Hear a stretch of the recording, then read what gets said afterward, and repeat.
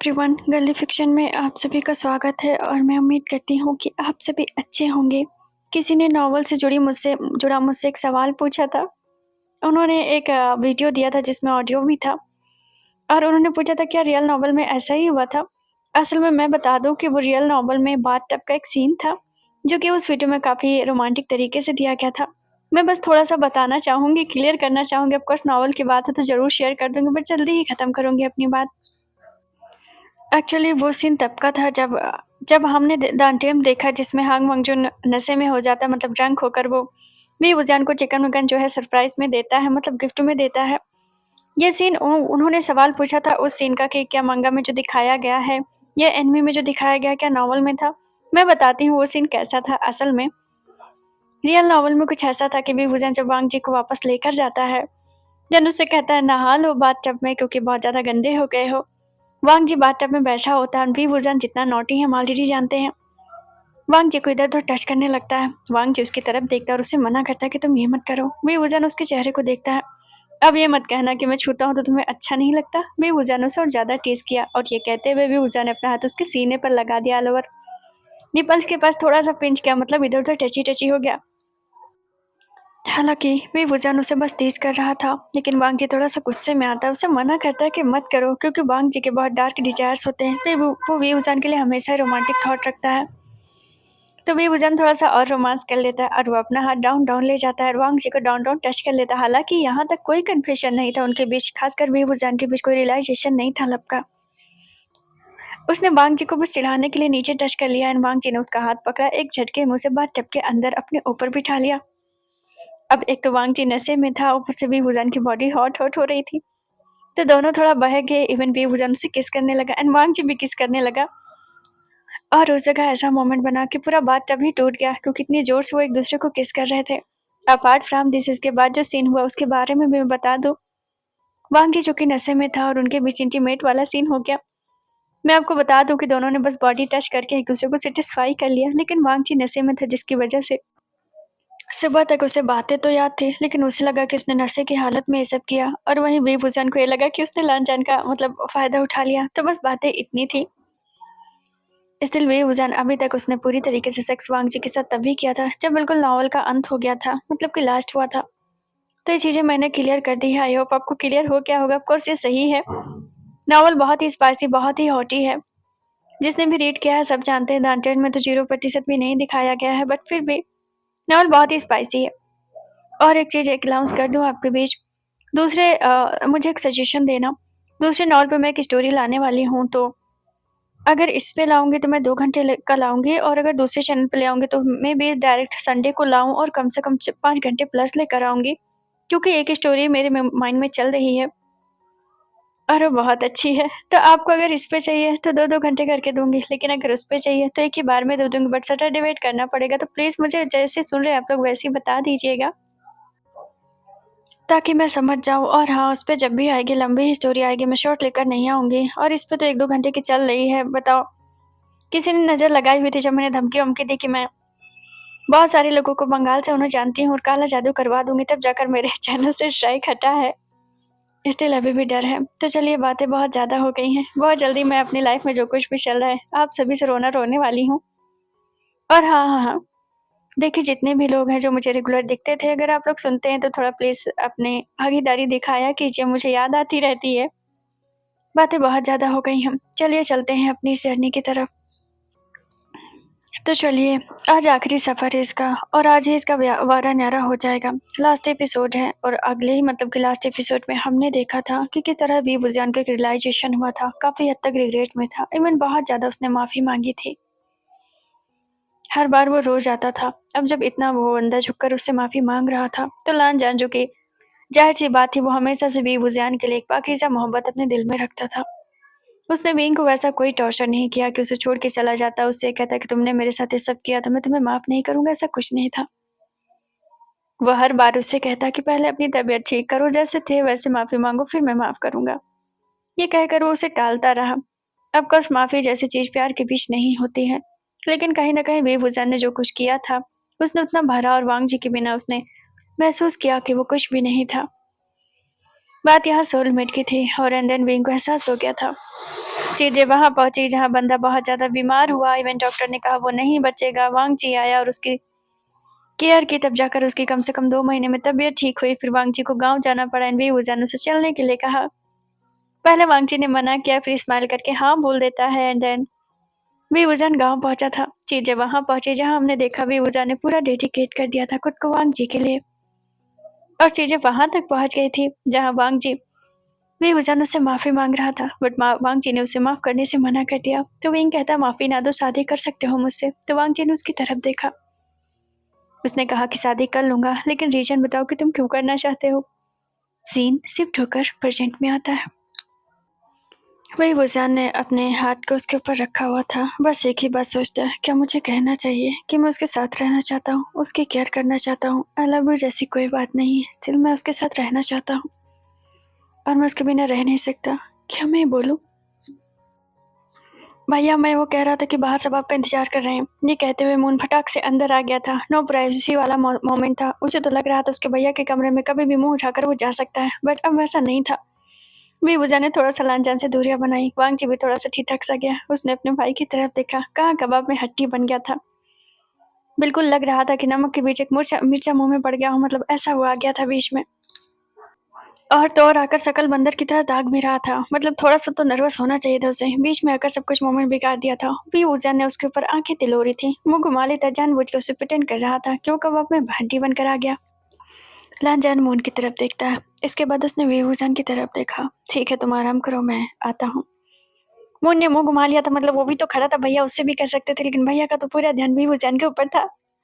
हाँ हाँ बिल्कुल, वीवुजान ने मुस्कुराते हुए कहा। बात उनकी अधूरी रह गई थी। वो सीधा शर्ट के लास्ट बटन को बटन अप करता है और वहां से बाहर चला जाता है। मून तो वहीं खड़ा रह गया। वीवुजान बेड पे बैठा था। विंग ने उसकी तरफ आंख मारी थी। तो कहो, तुम्हारा क्या इरादा है? आप तो मुझसे फ्लर्ट कर रहे हैं। मून ने मुंह घुमाया था। और नहीं तो क्या, तुम्हारे भाई से भी करूंगा और तुम्हारे साथ भी करूंगा। देखिए, भैया के साथ चीटिंग है ये। मून ने स्माइल करते हुए मुंह घुमा लिया था। ऑफकोर्स मून को पता है कि वीवुजान उसकी टांग खिंचाई कर रहा है। बाद में तुम चाहो तो मेरा फायदा उठा सकते हो। वीवुजान ने अपने पिल्लो को अपने पैरों पर रखते हुए उसे और ज्यादा टीज किया। बेचारा लाल लाल हो गया था। मुंह घुमा लेता है। नहीं नहीं, ऐसा कुछ नहीं है। मैं क्यों फायदा उठाऊंगा? वैसे भी भैया आपको चाहते, मैं नहीं चाहता। अच्छा, तुम तो मर्द की तरह भी पेश नहीं आ पा रहे। उसने मुंह घुमाया था। तुम्हें एक बॉयफ्रेंड चाहिए? वीवुजान ने उसे ऑप्शन दिया था। मून ने फिर से मुंह घुमाया। ये सीक्रेट कैसे पता चल गया? वो बेचारा मन में सोच रहा था कि उसे बस ट्रीटमेंट बॉयफ्रेंड वाला चाहिए। वीवुजान ने कैसे पता लगाया? वैसे तुम्हारा इरादा है ना बॉयफ्रेंड बनाने का? थोड़ा फिर से टीज करता। मैं जा रहा हूँ। और ये कहते हुए वो इतना नर्वस हो गया कि वहां से चला गया। वीवुजान की हंसती आवाज उस कमरे में गूंजती रही। इसके बाद वीवुजान ने उसके जाने के बाद अचानक से उसकी हंसी बंद हो गई। उसका चेहरा एकदम से खामोश हो गया। वो बेड पर तो बैठा था, लेकिन अभी वो वांग जी की शर्ट को देख रहा था जो अभी उसने उतारी थी। विंग ने उसकी शर्ट को उठाया और उसे स्मेल करने की कोशिश की। डेफिनेटली उसके पर्सन की स्मेल उसके अंदर से आ रही थी। उसे अपने सीने से लगा लिया। इतना सुकून मुझे कभी नहीं मिला। यकीन मानो, मेरे पास सब कुछ था। इतनी सारी दौलत, इतना सारा पावर, सब कुछ था, लेकिन मैं सुकून में नहीं था। मुझे ऐसा लगता था सब अपनी जिंदगी में बिजी सिवाय मेरे। अब समझ में आया कि एक इंसान दुनिया हो सकता है। ऑफकोर्स हो सकता है। उसने कोई शिकायतें नहीं की। घाट में क्या करूं? मेरा दिल फटा जा रहा है कि वो इंसान एक बार भी उसने नहीं कहा कि मैंने इतना कुछ किया है। अगर उसने कह दिया तो मैं कैसे नजरें मिलाऊंगा उससे? I don't know. और वो उसके शर्ट के, मतलब जो शर्ट था ना, उसे इतना कस के सीने से लगा लेता है कि विभूषण को लग रहा था वो वांग जी को हक कर रहा है। शर्ट को वही सीने से लगाए लगाए वो वहां पर लेट ही गया था। उसकी आग कब लगी उसे नहीं पता चला। वो काफी थका हुआ था और वो काफी इत्मीनान से उसके शर्ट को सीने से लगाए सो रहा था। सीन शिफ्ट होकर रात के 8 बजे के आसपास पहुंचा। वो बंदा दबे पांव कमरे के अंदर आया। उसने बेबुजान को सोते हुए देखा। वो सब तो ठीक था। वो थोड़ा करीब पहुंचा बेबुजान के। तब उसने देखा कि बेबुजान उसके शर्ट को काफी हद तक सीने से लगा के रखा हुआ, बिल्कुल उस तरह जैसे उसने वांग जी को हक किया हो। वांग जी तो उसे देखता रह गया। उसने कभी तवज्जो नहीं किया था कि जिंदगी में कभी वो भी उजान को इस तरह देखेगा। बंदा बचपन से जिस तरह उसे ट्रीट करता था, वांग जी को यही लगता था। ऑफकोर्स उनका कोई मेल है ही नहीं। यकीन नहीं होता कि वो वाकई में इतना ज्यादा बदल गया था। अब ऐसा तो नहीं था कि उसे वो सब चीजें बुरी नहीं लगी थी, लेकिन शायद प्यार उसका ज्यादा बड़ा था, इसलिए उसने उन सब चीजों को इग्नोर किया। वो थोड़ी देर उसे देखता रहा। वेंग की नींद इतनी गहरी थी कि उसे जरा भी अंदाजा नहीं लगा कि वांग जी आ गया। वांग जी ने फिर घड़ी की तरफ देखा और उसे टाइम का एहसास होते हुए उसकी दवाइयों की याद आई। वेंग, लांजा ने बहुत प्यार से उसे आवाज दिया। बेबूजान ने करवट ली और स्माइल करके फिर से उसके शर्ट को काफी हद तक सीने से लगा लेता है। वांग जी थोड़ा सा मुस्कुराता है, जैसा कि वो बेबूजान की वजह से ज्यादा मुस्कुराता था। वेंग लांजा अब उसके पीछे बैठा था और उसे जगाने की कोशिश कर रहा था। वेंग, उठो, खाना खा लो। लांजा ने फिर से उसे जगाया। मुझे भूख नहीं लगी, वो नींद में ही बोल रहा था। कोई बात नहीं बाबा, दवा खाने उठ के खा लो। मैंने कहा ना लांजान। इतना अच्छे से बोला कि लांजान फ्रीज सा हो गया। सीन सिप कर वहां पहुंचा जहां लांजान ने बहुत मुश्किल ही अपना हाथ उसके सिर पे रखा था। उठ के खाना खा लो, इस बार उसने और प्यार से कहा। तो बेबूजा ने धीरे धीरे आंखें खोली। इतना सुकून तो उस घर में नहीं पाता था जो उसका लग्जरी घर था। हाँ, वो मैं। और उसने जब पूरी आंख खोली तब उसे एहसास हुआ उसने वांग जी के शर्ट को बिल्कुल सीने से लगा रखा था। हाँ, और वो फटाक से शर्ट पीछे रखता है। वो मैं और उसने वांग जी के चेहरे को देखा। मेरा मतलब लांजान, मुझे बस ठंडी लग रही थी और मैंने तुम्हारी शर्ट को साथ पकड़ लिया। अब मुझे याद नहीं क्लियर। अच्छा, ब्लैंकेट भी तो रखी हुई थी। लांजान ने थोड़ा सा उसे टेस्ट किया। हाँ, लेकिन आई थिंक मैंने नींद में किया, मुझे कुछ पता नहीं है। बेचारा मन में कहता, इतना नर्वस उसके शर्ट को लेकर हूँ तो बाकी चीजें मैं कैसे करूंगा और उसे प्यार कैसे करूंगा। तुम आ गए? हाँ, मैं आ गया। कितने बज रहे हैं? रात के 8 बज रहे हैं। ओहो, पीयूजा ने मन में कहा। तुमने पहले दिन ही ब्लेंडर कर दिया। मैंने सोचा था उसकी पसंद का खाना बनवाऊंगा, यहाँ तो आफत हो गई। मैं तो सो ही गया मुंह उठा के। क्या हुआ? लांजा ने उसके चेहरे को देखा। वो मैं सोच रहा था कि खाना खा लिया तुमने? ऑकवर्ड सवाल उसने पूछ लिया था। Of course not. बेबूजान के बिना वो कहाँ खाता था। नहीं तो मैंने नहीं खाया। अच्छा, ये बात है। तुम्हें आलू के पराठे पसंद है ना? हाँ, मुझे पसंद है। तो और तुम्हें आलू की सब्जी भी पसंद है ना? वो जल्दी जल्दी कहकर उठ के नीचे जा रहा था ताकि वो मेड को बता सके कि वो बना दे। उस घर में 2 ही मेड थी। हुआ क्या? लांजा ने उसके चेहरे को देखा। तुम रुको ना, मैं बताता हूँ, जल्दी बन जाएगा। ये कहते हुए बेबूजा ने नीचे उतरने लगा कि लांजा ने उसका हाथ पकड़ लिया। 1 मिनट, क्या बात है? तुम इतना नर्वस क्यों हो? नहीं तो फिर इतना जल्दी में क्यों हो? नहीं तो वैसे कोई बात नहीं थी। तुम नीचे क्यों जा रहे थे? खाना बन चुका ऑलरेडी। सॉरी, बेबूजा ने मुंह घुमाया था। क्यों, क्या हुआ?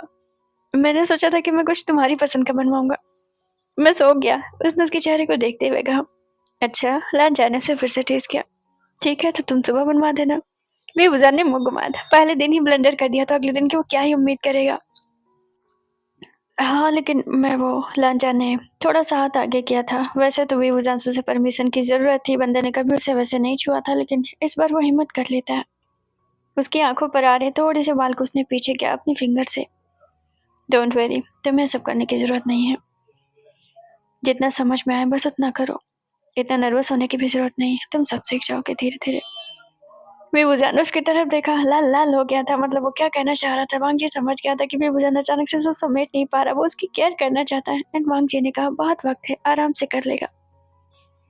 सीन शिफ्ट होकर लकड़ी के डाइनिंग टेबल पे पहुंचा था। ऑफकोर्स वो पूरा घर लकड़ी का बना हुआ था और उस गांव में वो सबसे लग्जरी का मतलब ये नहीं था कि वांग जी कोई अमीर हो गया था। लग्जरी का मतलब ये था कि उस गांव में सबसे अच्छा घर वही था। वाह, बेबूजान ने चेयर को देखते हुए कहा। लांजा ने मुस्कुराकर उसकी तरफ देखा। मुन्ने मुंह घुमाया था। भैया तो मुस्कुरा ही रहे बार बार। बेबूजान के सामने खाना आया था। 5 साल का बच्चा खड़ा था, चड्डी उड्डी खींच रहा था, ऊपर देख रहा था बेबूजान को कितने सुंदर सुंदर है। अरे ये बच्चा, बेबूजान ने लांजान की तरफ देखते हुए कहा। हाँ, वो ताई माँ का बच्चा है। ताई माँ वैसे तो उम्र में वो ऑलरेडी बहुत ज्यादा नहीं थी। ऑफकोर्स लांजान से ज्यादा थी, बट ताई माँ उसे कहने की आदत थी। बेबी ने मुंह घुमाया। इधर आओ तो। बेबूजान ने उसका हाथ पकड़ के खींच लिया। बेचारा दांत वात निकाल रहा था। भैया उसका नाक बह रहा है, इधर से हटाइए। मून का मुंह बन गया था। बेबूजान ने उसकी तरफ देखा। लांजा ने विंग के चेहरे को देखा। तो तुम जा सकते हो। लांजा ने मून को कहा। मून ने मुंह घुमाया। भैया तो वैसे उसे बोलते रहते हैं। तुम्हारा नाम क्या है? आप तो बहुत सुंदर है। नाम के बदले उसने जब ये कॉम्प्लीमेंट दिया तो बेबूजान लाल लाल हो गया। वांग जी को 14 साल के बेबूजान की एक कन्वर्सेशन याद आई थी जो मुंह फाड़ के उससे कह रहा था, मुझे छोटे बच्चे बहुत फ्रस्ट्रेट करते हैं और मुझे वो पसंद नहीं आते। तो वांग जी ने कहा, ठीक है, कभी तुम्हारे बच्चे हुए तो? बेबूजान ने मुंह घुमाया था। बच्चे पसंद नहीं आते मतलब नहीं आते, मेरे हों या किसी और के हों। डेफिनेटली वो लड़का बदल चुका था। लांजा ने उसके चेहरे को देखा। जो भी बच्चे की तरफ बहुत हसरतों से देख रहा था, बहुत प्यार प्यार भरी नजरों से देख रहा था। तुम भी तो सुंदर हो। बेबूजान उसकी नाक पे फिंगर फिराते हुए कहा। उसकी मम्मा ने उसकी चड्डी पकड़ से घसीट दिया था, तुम यहीं खड़े रहोगे, किचन में चलोगे? बेबी ने मुंह घुमा लिया किचन में, उसे प्याज स्याज काटना पड़ता, वो क्या करे बेचारा, मम्मा के आगे पीछे लगे रहना पड़ता, मजबूरी है उसकी, कहाँ चला जाएगा। अरे और वो उससे लेके तो बेबूजन कहता, अरे तुम्हें चाहिए वो? उसने जब ये पूछा, भैया खाना खाएंगे या नहीं? मुन्नी ने बीच में टोका, अब वो इतना पैम्पर जो उसे कर रहा था। खा रहा हूँ, तुम भी खाओ। मुझे चाहिए नहीं था, लेकिन वो बहुत प्यारा था लांजान। प्यारा था। लांजान ने ये कहते हुए उसके प्लेट में सब्जी निकाली और उसके आगे रोटी रखी, उसे खाने का इशारा किया। तुम्हें दवा खानी है ना? लांजान ने मुस्कुराकर खाना शुरू किया था। वो मून की तरफ देखता है, खाओ ना, और वो मून की प्लेट में खुद ही सब्जी निकालता है। लांजान ने नोटिस किया था, अब कोर्स मून इकलौता भाई था उसका, जिस तरह लांजान ने केयर की थी, बेवूजान भी वही कर रहा था। मून तो पूरा ब्लश ब्लश हो गया था, ऑलरेडी बेवूजान को इतना ज्यादा पसंद जो करता था। लांजान ने मून का मुंह देखा, इतने दांत क्यों निकल रहे हैं? भैया मैं तो बस चुपचाप खाना खाओ। बेवूजान ने लांजान की तरफ देखा, बस भी करो लांजान। अब लांजान ने उसकी तरफ देखा। मून कुछ नहीं बोला और वो खाने लगा। मन में सोचता है कि ये मुझे शुरू से पसंद आया, वैसे उनकी बातें मुझे शुरू से बहुत वियर्ड लगती थी, बट कहीं ना कहीं मुझे भैया के साथ ही हमेशा से मैच लगे। ऊपर से भैया इतना प्यार करते हैं, ऑल ओवर जो भैया पसंद करते हैं वो मैं पसंद करता हूँ। मैं बस यही चाहता हूँ कि अब दोनों अच्छे से रहें। और वैसे भी ये बहुत ज्यादा बदल गए हैं। यानी वो बेवूजान भैया के बारे में बात कर रहा था। सीन शिफ्ट कर वहां पहुंचा जहाँ बेवूजान खाना खा चुका था। लांजा ने गर्म पानी ऊपर लाने के लिए कहा था। बेवूजान अब कमरे में पहुंचा था। ये पूरा घर लकड़ी का है? वो अचानक से बेड पे बैठते हुए पूछ लेता है। पूरा घर लकड़ी का है। लांजा अब दवाइयां निकाल रहा था और उसे पीसने की कोशिश कर रहा था। बस भी करो, मैं खा लूंगा। कोई बात नहीं, बस 1 हफ्ते की दवा बची है। बेवूजान ने उसकी तरफ देखा। वो बच्चा कितना प्यारा था ना लांजा। हाँ प्यारा तो था, लांजा ने उसकी तरफ देखते हुए कहा। उसके पापा कहाँ हैं? अचानक से उसने पूछ लिया। उसके फादर नहीं है। क्यों? बेवूजान ने फिर से हैरानी से पूछा। उन्होंने उसकी माँ को छोड़ दिया था। बेवूजान का मुंह एकदम से उतर गया। क्या सच में? जब उस बच्चे ने बेबी बर्थ मतलब हुआ था उसका, तभी उसके फादर ने छोड़ दिया था। ऐसा क्यों है? क्योंकि उनमें नहीं बन पाए। हाथ होगा, इतना प्यारा बच्चा कोई कैसे छोड़ सकता है? बेवूजान ने मुंह घुमाया था, ऐसे मर्द से नहीं पसंद। लांजा ने उसकी तरफ देखा। आई मीन कि कोई कैसे प्यार। और वो उसे देखकर रुक गया। बंदे ने खुद ही इतने जुर्म ढाए थे, वो क्या प्यार के नाम पे सफाई देगा? बोलो। लांजा ने उसके मुंह से सुनना चाहा था। मुझे माफ कर दो लांजान। लांजान ने उसकी तरफ देखा। नहीं माफ करूंगा, उसने फिर से जवाब दिया। बेवजह उसे देखता रह गया। अब रो देता कि तब रो देता। तुम कहाँ चले गए थे? लांजा ने उसके हाथ में पानी दे रहा था। विंग ने पानी पिया। लांजा ने पिसी हुई दवाई उसके मुंह में डाली। गांव में कुछ मसले हो गए थे, तो तुम्हें बुलाकर क्यों लेकर गए थे? मेरी ग्रैंड माँ यहाँ पर रूल करती थी, जिसकी वजह से काफी लोग मुझे मानते हैं। ऐसा नहीं कि मैं कोई हुकूमत चलाता हूँ, बस वो सलाह के लिए बुलाते हैं और कुछ नहीं। ओह अच्छा, ये बात है। बेवजह ने उसके चेहरे को देखते हुए कहा। और ग्रैंड माँ? वो तो नहीं रही, बहुत साल पहले। फिर तुम यहाँ आए तो सबने अपना लिया? हाँ, सबने अपना लिया मुझे। तुम यहाँ क्यों आए लांजान? क्योंकि मेरा मन कहीं नहीं लग रहा था। मैं बस भाई के लिए जिंदा रहना चाहता था, इसलिए मैं यहाँ गया था। मुझे माफ कर दो, बेवजह ने उसे देखते हुए कहा, क्योंकि विंग को याद आया कि किस तरह वांग जी ने लास्ट बार उसे देखा था और ये कहा था अगर आज चला गया तो नहीं मिलूंगा। लांजा ने उसकी तरफ देखा। नहीं माफ करूंगा, ये कहते हुए उसने फिर से ब्लैंकेट उसके ऊपर डाल दी। तुम माफ करने का क्या लोगे लांजान? लांजा ने उसकी तरफ देखा। अब वो क्या बोलता कि माफ करने का वो क्या लेगा? कुछ भी नहीं। लांजा ने उसकी तरफ देखा। तो तुम कभी नहीं माफ करने वाले हो, इसका मतलब? नहीं, तुम्हें तो जिंदगी भर माफी मांगनी चाहिए। बेवजह ने उसकी तरफ देखा। यहाँ रहकर माफी मांगते रहना। लांजा ने उसे देखते हुए सुनाया। बेवजह ने मुंह घुमाया। लाल लाल तो हो ही गया था, लेकिन ठीक था, फिर माफी नहीं मिली तो जिंदगी भर माफी मांगता रहेगा। इसी बार उसके घर में तो रहेगा। तुम थके हुए हो, सोने की कोशिश करो। हाँ मैं सोने की कोशिश करता हूँ। तुम कहाँ लेटोगे? अगर इजाजत होगी तो यहीं इसी कमरे में, इजाजत नहीं होगी तो दूसरे कमरे में। बेवजह ने मुंह घुमाया था। ऐसे बोलने की क्या जरूरत थी? कौन सा बंदा उसे कमरे से बाहर निकाल देता था? ऐसे बोलने की क्या जरूरत है? मैंने कब तुम्हें कमरे से बाहर निकाला? हाँ लेकिन इजाजत तो लेनी ही पड़ती थी ना, वांग जी ने उसे सुनाया। बेवजह ने फिर से उसकी तरफ देखा। तुम यहाँ लेट सकते हो, इसमें इतनी बड़ी बात नहीं होगी। वैसे तुम कहाँ लेटोगे? मेरा मतलब नीचे या बेड पे? इजाजत होगी तो बेड पे। लांजा ने जब ये कहा, बेवजह ने तकिया उठाकर उसके मुंह पे मारा था। बस भी करो लांजान, इतना भी नहीं रोकता था मैं। लांजा ने उसकी तरफ देखा। लाओ पैर आगे करो। वो बेड पर उसके पैर के पास बैठते हुए बोलता है। वेइंग ने अपने पैर आगे किए तो लांजा ने उसके पैर उठाकर अपने पैरों पर रख लिए। तुम क्या करने वाले हो? मैं मालिश करने वाला हूँ। क्यों? बेवजह ने अपने पैर को खींचते हुए पूछा, बट वांग जी ने उसके पैर पकड़ लिए और वो अपने पैर खींच न सका। क्योंकि मैं ये रोज करता हूँ इसलिए, क्योंकि डॉक्टर ने कहा इसलिए, और अभी भी सूजन है इसलिए। बेवजह ने मुंह घुमाया, तुम रोज करते हो, मुझे पता कैसे नहीं चलता। क्योंकि तुम मोस्ट ऑफ टाइम सो जाते हो, दवा खाने के बाद तुम्हें नींद बहुत ज्यादा आती है, इसलिए तुम्हें पता नहीं चलता। तुम सच में रोज कर रहे थे? हाँ, मैं रोज कर रहा था। तो कब से कर रहे थे? जब से तुम बीमार हुए तब से कर रहा था। लांजान उसे देखते हुए कैसे लय में टोके, सच में लांजान तुम मेरे पैरों में मालिश करते थे? हाँ बाबा, लांजान उसके पैर में मालिश करने लगा था, उसके लिए तो नॉर्मल सी बात थी। बेवजह तो चौंका पड़ा था। ठीक है, मैंने तुम्हें एक दो बार मालिश करते हुए देखा, बट ये नहीं पता था तुम डेली करते हो। बेवजह उसे देखता रह गया। थोड़ी देर तो फ्री सा हुआ। अरे ओके, लांजान ने उसके चेहरे को देखते हुए कहा, तुम्हें सोना चाहिए, जल्दी सोओगे तो जल्दी आँख खुलेगी, फिर मैं तुम्हें एक जगह लेकर जाऊंगा। वो कुछ बातें बता ही रहा था कि बेवजह सडनली उठ बैठा और उसने ऐसी हरकत कर दी कि वांग जी फ्रीज हो गया। वो इमोशनल था बंदा, ये सोच कर कि एक वांग जी था, एक बेवजह था, कितना फर्क था दोनों में। अब वो कितना प्यार भी उसे दे दे, कहीं ना कहीं बेवजह उनकी इस बात का हमेशा रहेगा कि वांग जी को वो इतना प्यार नहीं दे सका जितना वो उसे करता है। विंग सडनली उठकर उसकी गोद में बैठ गया। लांजान तो चौंक सा गया। वाकई में चौंकने वाला था, उसके लिए बंदे ने कभी कन्फेशन तो किया नहीं अभी तक, तो सडनली उसकी गोद में बैठ गया तो जाहिर सी बात वो चौंक ही जाएगा।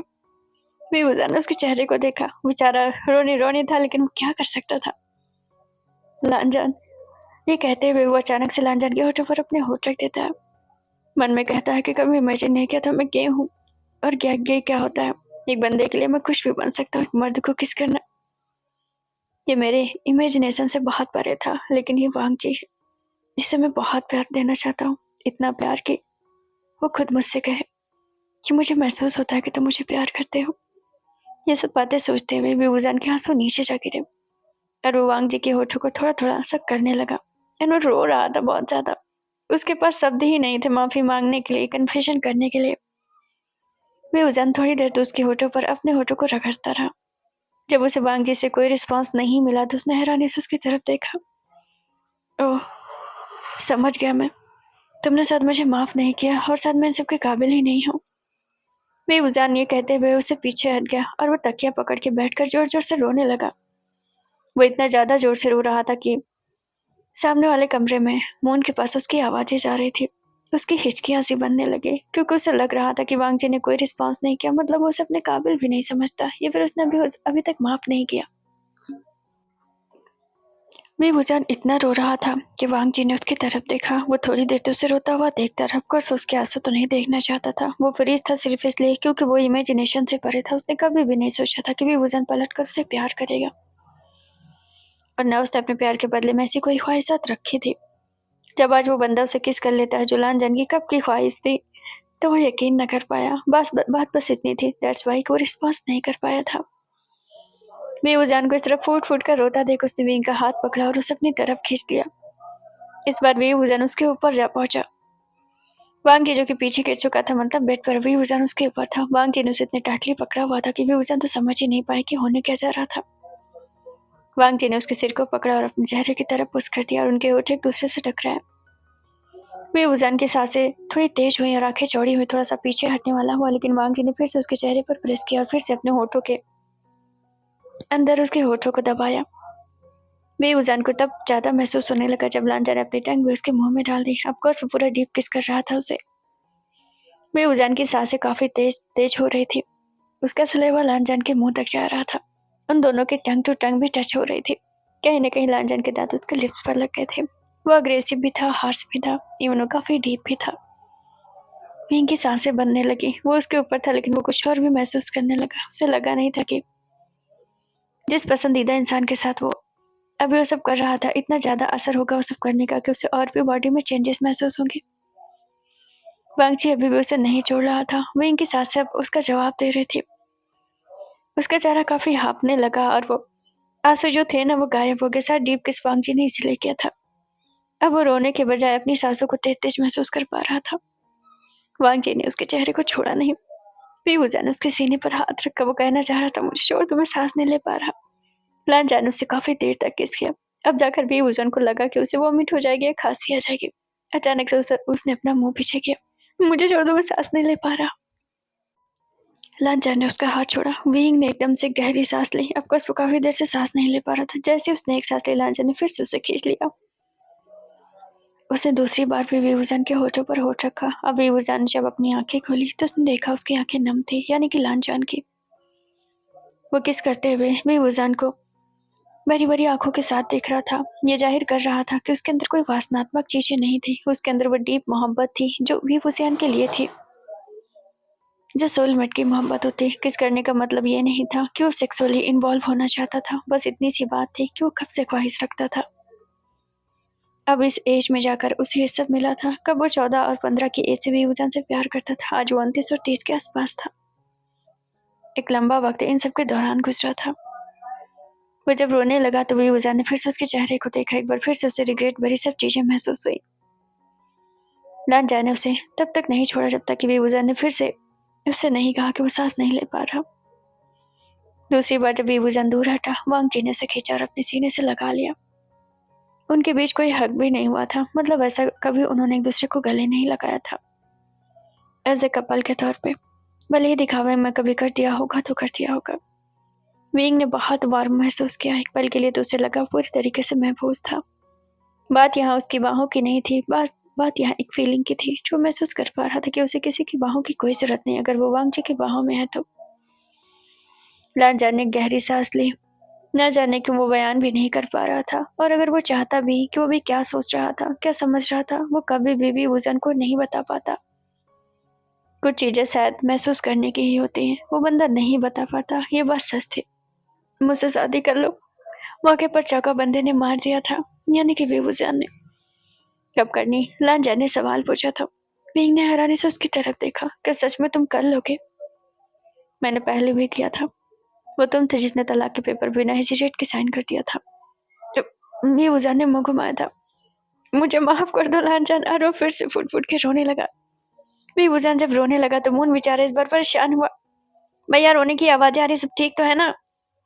विभूषण भैया की तबीयत तो खराब नहीं हो गई? मेन गेट पे आ गया था और चड्डी पकड़े दूसरा लड़का 5 साल का, तो वो भी पीछे पीछे आ गया। तो वो भी खड़ा हुआ मुंह ताक रहा था, बौरे की तरह देख रहा था कि आखिरकार हो क्या रहा है। भैया आप कहीं चले तो नहीं गए? कहीं विभूषण भैया अकेले तो नहीं है? जल्दी जल्दी दरवाजा पीटने लगे दोनों के दोनों। और तो और वो छोटा बच्चा जो था 5 साल का, वो भी दरवाजा पीट रहा था। लांचा ने फटाक से दरवाजा खोला। विभूषण मुंह घुमा चुका था, आंसुओं को पोंछ चुका था। ऑफकोर्स इमोशनल मोमेंट था, लेकिन बंदे ने फिर से टांग अड़ा दी थी। क्या बात? लांचा ने उसे देखते हुए कहा। विभूषण भैया की रोने की आवाज आ रही, सब ठीक तो है? वो अंदर जाने लगा तो लांचा ने उसे रोक लिया। क्या हुआ भैया? वो अचानक से लांचा से पूछने लगा। विभूषण ने आंसू पोंछ लिया था। वो मुड़कर मून को देखता है और वो कुछ बोला नहीं। मून की नजर विभूषण की आंखों पर गई। नेक्स्ट मोमेंट वो हांग मंगजून की आंखों को देखता है तो फिर समझा कि हाँ, दोनों की आंखें लाल थी। मतलब उससे ही कुछ गलती हो गई थी। मतलब फिर से वो कबाब में हड्डी बन गया था क्या? वो भैया मैं तो ये कह रहा था, एक्चुअली मुझे मेरी तबीयत खराब लग रही थी। अब वो क्या बोले, मतलब कुछ बोलने भर का था ही नहीं कि टांग अड़ा देता है बीच बीच में। मैं तो बस। और मून ने अपने सिर पे हाथ रखा। मैं तब से सिर दर्द की दवाइयाँ लेने आया था। मेरे सिर में बहुत दर्द था, है ना छुटकू? 5 साल के बच्चे से वो पूछा था। छुटकू ने भी अपने सिर पे हाथ रखा। वो भी तो कह रहा था कि दर्द हो रहा है, इसलिए वो दवा लेने आए हैं। दोनों को एक साथ में दर्द हो रहा था। वांग जी ने दोनों को चेहरे को देखते हुए पूछा, छुटकू तो पीछे हो गया? मून भैया को उसे क्या पता? मून भैया ने सिखा दिया था तो उसने बोल दिया। मेरा मतलब कि छुटकू को दर्द था। छुटकू बेचारा पसीना पसीना हो गया। तुम्हें दर्द है? लांचा ने मुझसे पूछा। छुटकू ने वैसे ही हांग मंगजून से इतना डरता है, बेचारा बोल तो पाता नहीं हांग मंगजून के सामने, और मून ने फंसा दिया उसे। बस भी करो लांचा, डर रहा है वो तुमसे, विभूषण ने चिल्लाया वो पीछे से। छुटकू ने टांगों के बीच से अपनी जो सिर है वो पीछे निकाल के देखा कि कौन बोल रहे हैं। सुंदर सुंदर भैया बोल रहे हैं। आ जाओ, विभूषण ने उसे मुस्कुराकर इशारा किया। तुमने खाना खाया? विभूषण उसके पेट को पकड़ते हुए पूछा। मैंने खाना खाया, उसने जवाब में कहा। विभूषण तो उसे देखता रह गया। कितना प्यारा बोलता था। अब तो बहुत सुंदर सुंदर है। विभूषण ब्लश कर गया। लांचा ने उसकी तरफ देखा। हद हो गई, बंदा अभी खुद एडमायर नहीं कर पा रहा था। वो छटाक भर का बच्चा सुबह शाम से उसे एडमायर ही कर रहा था, उसकी तारीफ ही किया जा रहा था। ठीक है, मुनि से लेकर जाओ, वांग जी ने कह दिया। तो विभूषण ने लांचा की तरफ देखा। रात बहुत हो गई है। लांचा ने उसे सोने की बात याद दिलाई। मोन उठा लेता है उसे जल्दी से, मतलब छुटकू को उठा लेता है। बाय बाय गुड नाइट बोल के चला जाता है। जैसे मोन गेट पे पहुंचा वैसे लांचा ने से रुका। मोन एक काम करो, कल लिस्ट बना लो, शादी के लिए इनवाइट करना, तो सारी चीजें तुम कर लो। शादी? वो अचानक से चौंक कर देखता है। भैया लेकिन सुबह बताता हूँ। बेवजह ने मुँह घुमाया। शादी की बात पे वो भी ब्लश करके ऑफ़कोर्स वांग जी अपनी और उसकी शादी की बात कर रहा था। अच्छा, शादी होने जा रही है लांजान? उसने तो यूँ पूछा मानो क्या उसने सुन लिया हो। नहीं तो, लांजान ने उसे देखते हुए उसकी चुटकी ली थी। बेवजह ने मुँह घुमाया था। तुमने तो कहा शादी होने वाली है। हाँ, लेकिन मैंने अपनी शादी की बात कहाँ की। बेवजह ने फिर से उसकी तरफ देखा, तकिया उठाकर उसके मुँह पे मारा था। लेटो, लांजान ने स्माइल पास कर उसे लेटने के लिए कहा। तुम भी यहीं लेट जाना। वो बेड पर बगल में इशारा कर रहा था। ठीक है। लांजान शावर लेने गया था। जब वो शर्ट उतार रहा था तब उसने देखा था बेवजह उसके तकिए को कितने अच्छे से सेट कर रहा था ताकि वांग आने के बाद वहीं पर लेट जाए। वो बंदा बदल चुका था। अब वो केयर कर रहा था, छोटी छोटी चीजों को नोटिस कर रहा था। प्यार का मतलब बदलने का मतलब ये तो नहीं था वो अचानक उसके पैर दबाने लगता, अचानक उसके लिए खाना बनाने लगता। छोटी छोटी सी चीजें जैसे कि शर्ट को फोल्ड करना, उसके लिए तकिया रखना, इमेजिन करना कि वांग भी आता होगा तो यहाँ सोएगा, बहुत सारी बातें। यही तो प्यार का मतलब होता है, यही तो चेंजेस होते हैं लाइफ में। लांजा जब नहाकर वापस आया तो उसने मीबुजान को सोते हुए पाया। डेफिनेटली वो काफी थका हुआ था। वो मुस्कुराया था। न जाने कितने सालों बाद उसे ये वीरान सा घर एक घर जैसा महसूस हो रहा था। वो कमरा उसे अकेले खाने को दौड़ता था। वो आधी आधी रात तक काम किया करता था क्योंकि उसे नींद नहीं आती थी। वो अक्सर उसकी यादों में डूबा रहता था। वो अक्सर सोचता था कि बेवजह अब क्या कर रहा होगा, वो कैसा होगा, वो क्या कर रहा होगा। आज वही बेवजह उसके कमरे में उसके बेड पर था। पूरा कमरा उसकी वजह से भरा भरा सा लग रहा था उसे। सेम चीजें लांजान के साथ थी। हो सकता है एक इंसान भी दुनिया हो सकता है। जाहिर सी बात थी कि वांग जी बस उसे हसरतों से उस वक्त देख सकता था। वो उसे तब तक देखता रहा जब तक उसे टाइम का एहसास नहीं हुआ। अब वो जाकर उसके बगल में लेटा था। सीन सब तक मॉर्निंग में पहुंचा। बेवजन के जब आँख खुली तो उसने देखा कि उसका सिर लांजन के सीने पे था और वो उल्टा सीधा हो गया था, मतलब 360 डिग्री से घूम गया था। हाँ, और वो सडनली एकदम से नर्वस हुआ। फिर उसने उठने से पहले उसने याद किया कि ठीक है भी वो कब आया, कैसे आया, ये नहीं पता उसे कुछ भी। और उसे थोड़ा सा डेविल वाला स्माइल आया क्योंकि वो थोड़ा सा नोटी लड़का भी था। वो जानता था कि वांग जी उससे नाराज नहीं है, बहुत चीजें बदली हैं उनके बीच। बेवजह ने अपनी फिंगर ली और क्योंकि बेवजह का सिर उसके सीने पर था, वो धीरे धीरे उसके फिंगर उसके सीने पे चलाने लगा। बिल्कुल चीटी रेंगनी जैसा महसूस हो रहा था लांजान को। बेवजह की फिंगर उसके निपल्स तक जा पहुंची। अब वो धीरे धीरे टैप कर रहा था।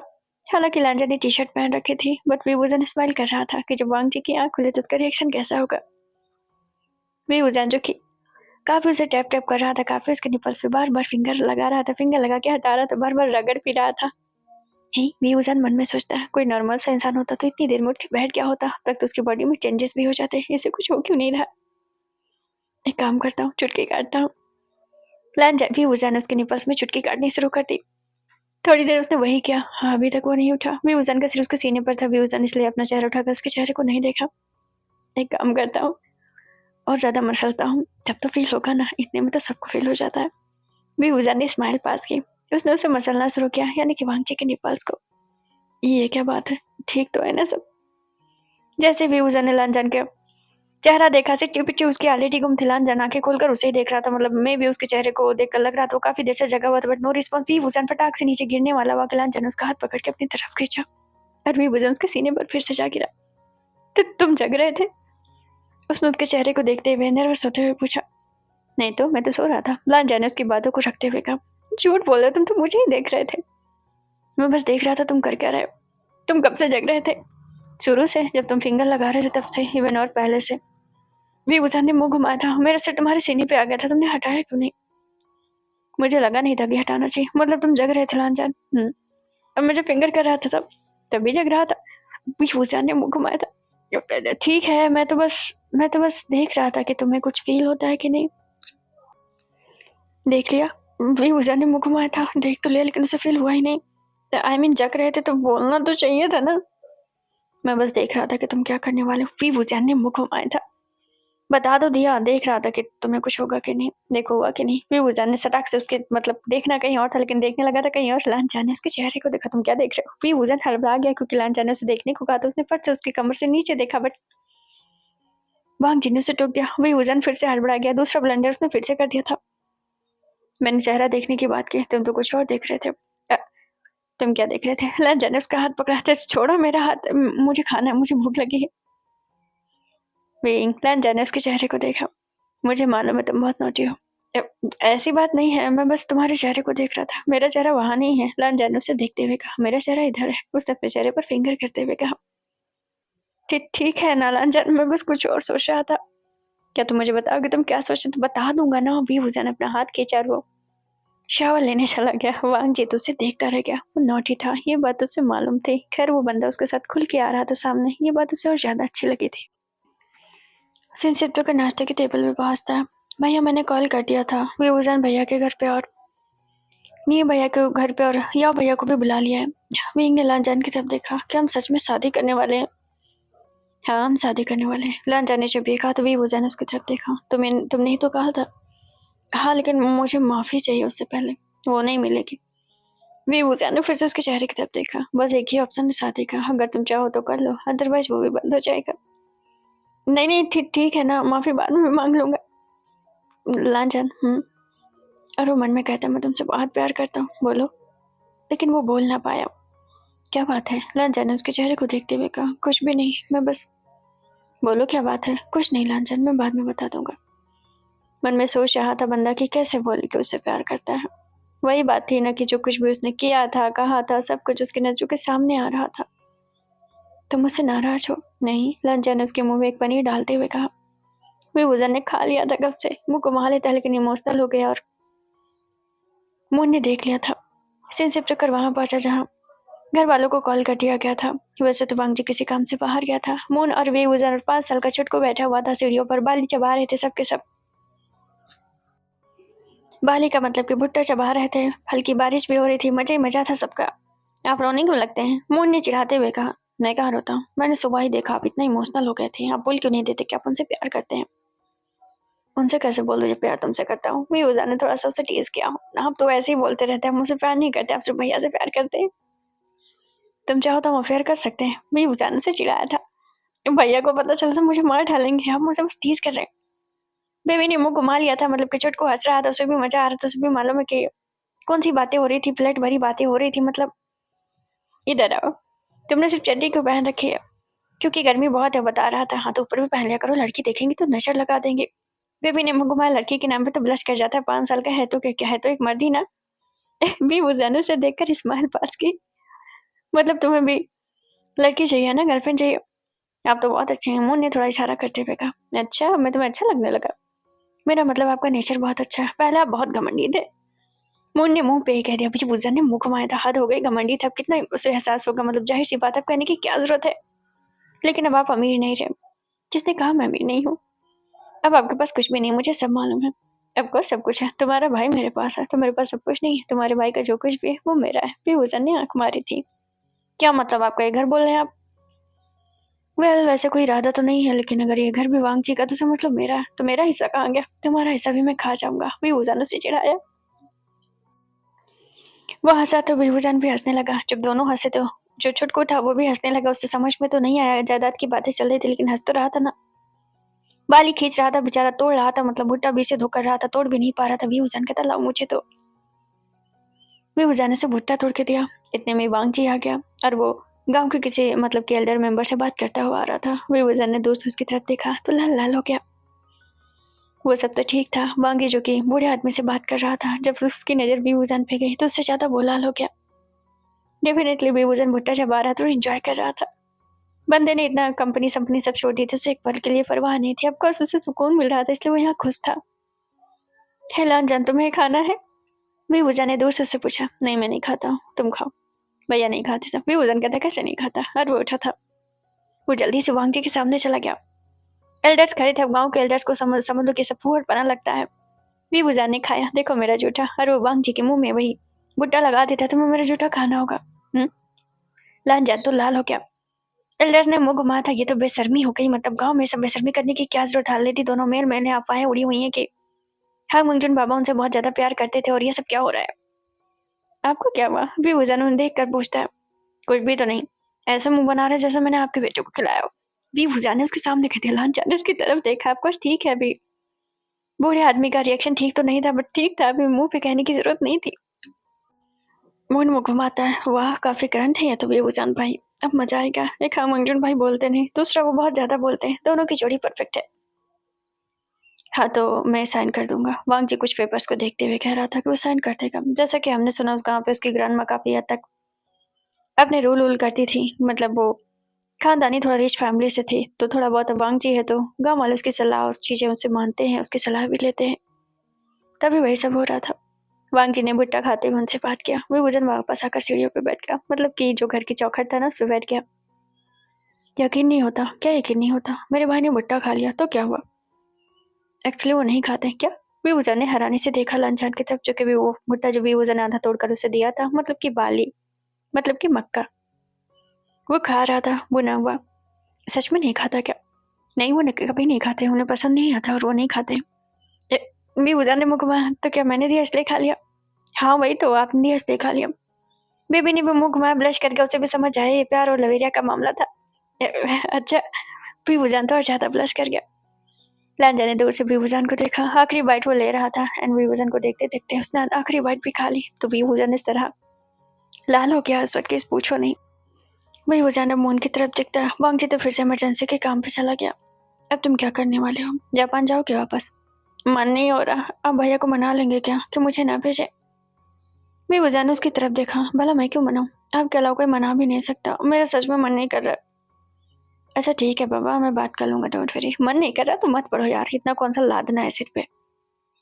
पढ़ना पड़ता कमाने के लिए। क्या खाक कमाने के लिए? देखो तुम्हारा भाई, पढ़ाई वढ़ाई सबकी है, लेकिन देखो गाँव में करके अच्छा काम कर रहा है। पढ़ाई कमाने के लिए पढ़ाई जरूरी नहीं मेरे भाई। उसने जब ये कहा तो मुन ने उसकी तरफ देखा। मैं तो आपका देवर लगा, भाई क्यों कह रहे हैं? अभी शादी हुई नहीं है, डोंट वरी, लाइन मार सकता हूँ मैं तुम पे। विभूषण ने उसकी तरफ देखा। जो भी ऑनेस्ट एक बात बोलो। हाँ कहिए। पैसे के पीछे बहुत मत भागना। मेरे पास बहुत सारे पैसे थे, बहुत सारे कि मुझे बहुत ज्यादा घमंड था। इतना कि मैंने 14-15 केस से बहुत सारे काम किए जो कि अभी भी मुझे बहुत ज्यादा दुख देते हैं। और तुमने यकीन नहीं होगा। पूछो क्या? क्या?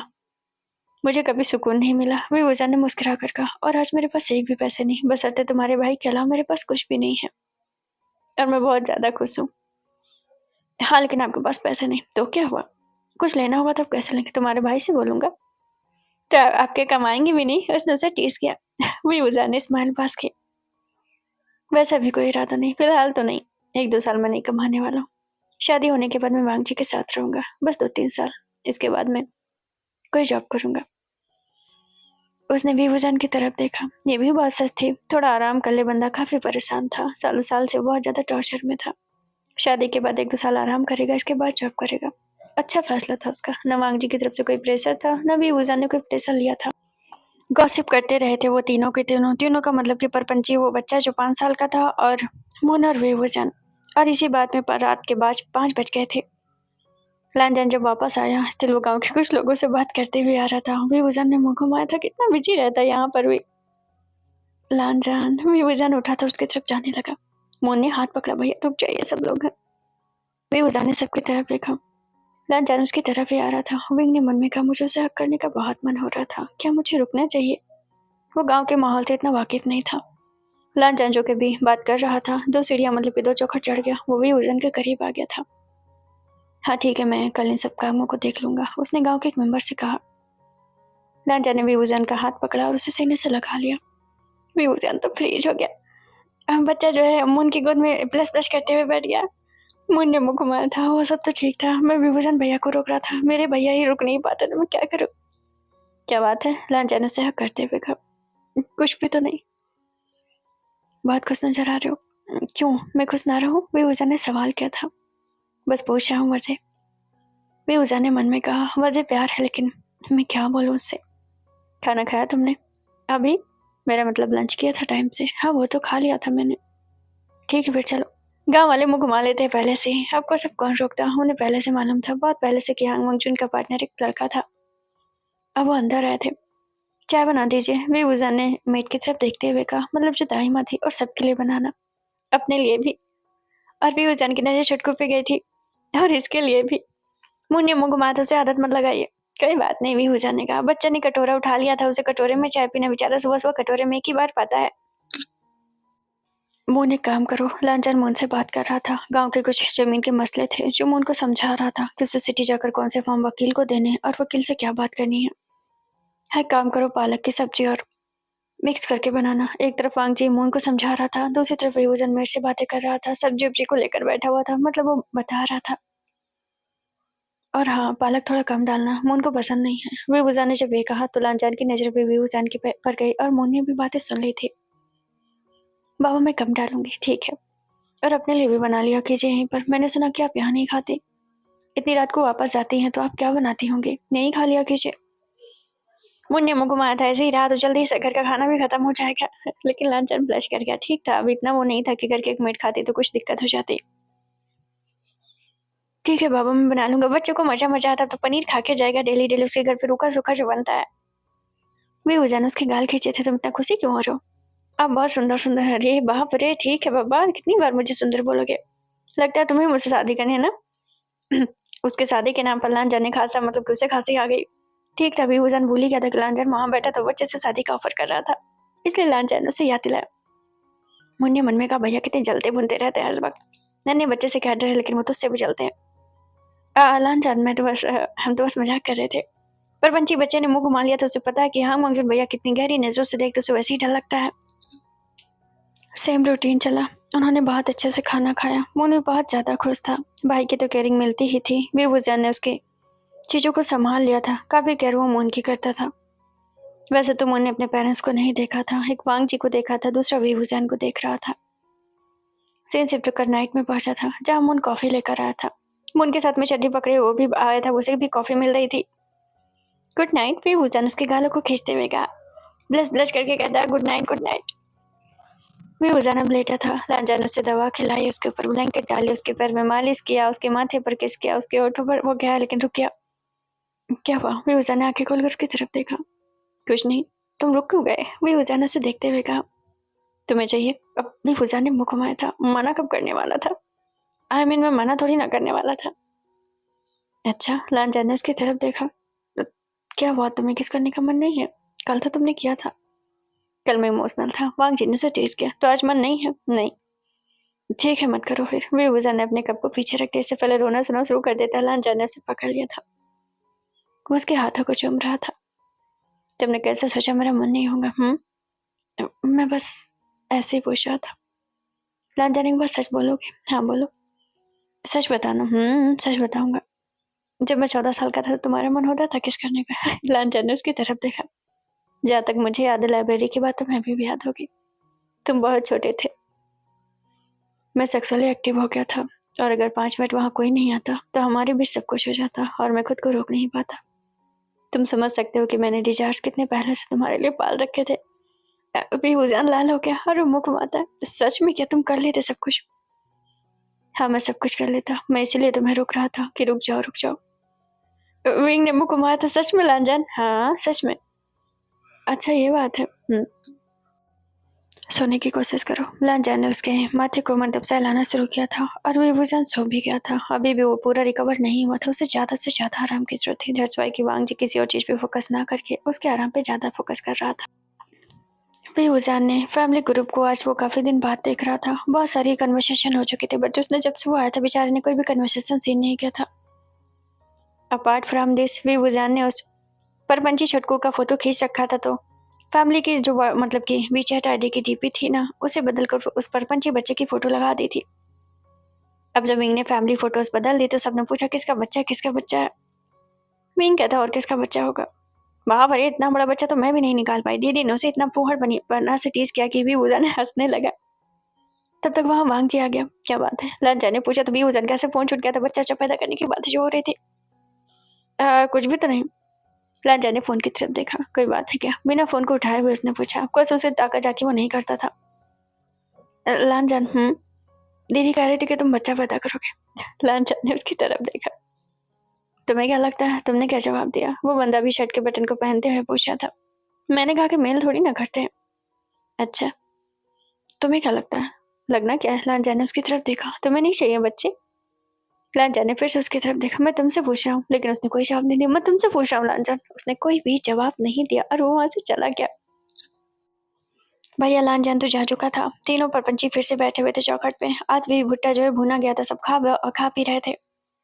वाह कितना अच्छा फूल खिला है। विभूजा ने जो आंगन में फूल फ्लावर का पेड़ लगा हुआ था, चमेली चमेली सब लगे हुए थे, वो कहता कितना अच्छा लगा हुआ है। तब लालचंद मतलब कि दोपहर तक वो आया। बेबूजान और सारे लोग अभी आंगन में ही बैठे हुए थे, मतलब कि वो बच्चा और वो सारे लोग। लालचंद तो वहां गए। बेबूजान उसके पास जाकर पहुंचा। देखो ना आज कितने सारे फूल खिले हैं, धूप निकली इसलिए। हाँ, लालचंद ने उसकी तरफ देखा। ये वाला देखो ना लालचंद। उसने एक फूल तोड़ भी लिया। लालचंद ने उसकी तरफ देखा। अब देखो, उसने लालचंद के कान पे लगाते हुए कहा।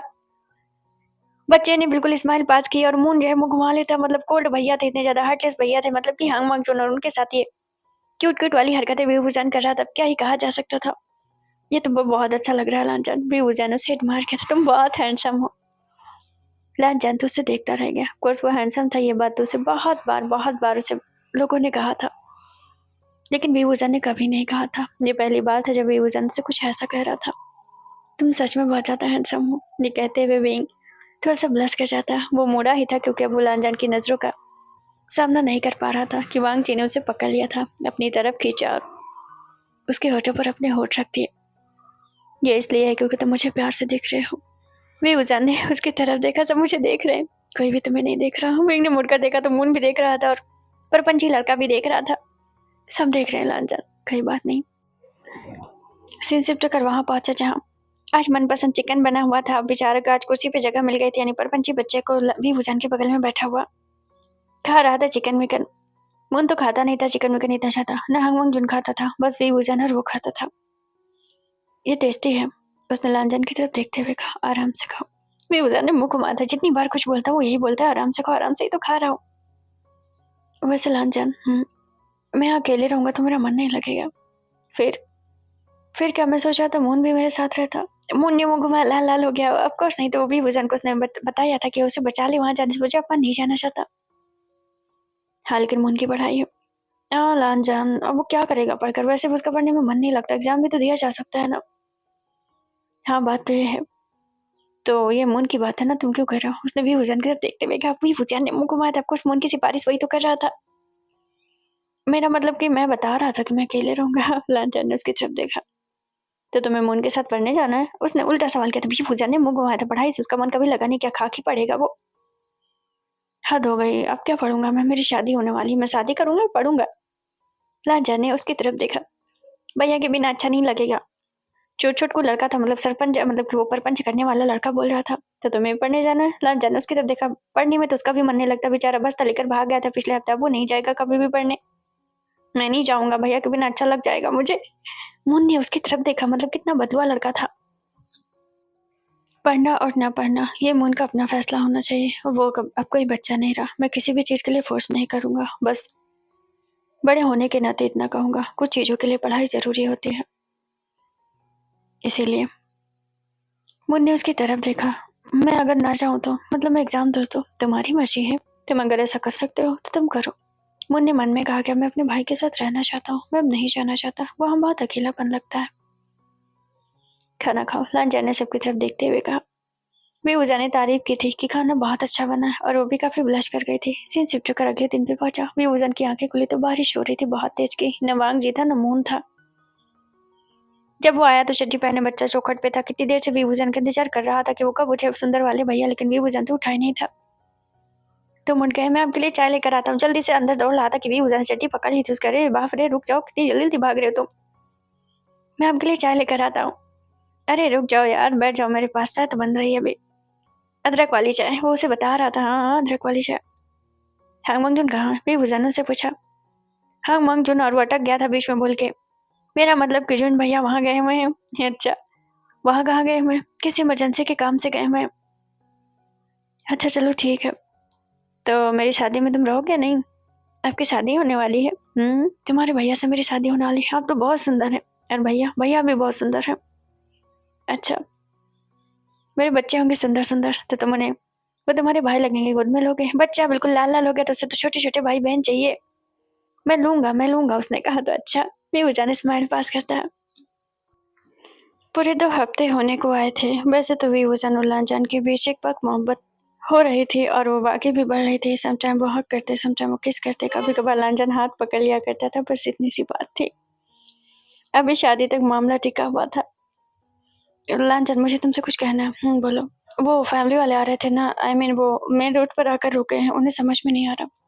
मैंने लेने जाऊँ? लांचा ने बेवजह से पूछा। हाँ, तुम चले जाते तो रास्ता आसान हो जाता। ठीक है, मैं लेकर आता हूँ। वो चाबियाँ उठाकर उठा ही था कि मुन कहता, भैया मैं ले आऊँ? नहीं, कोई जरूरत नहीं, मैं जा रहा हूँ। लांचन सुनो ना।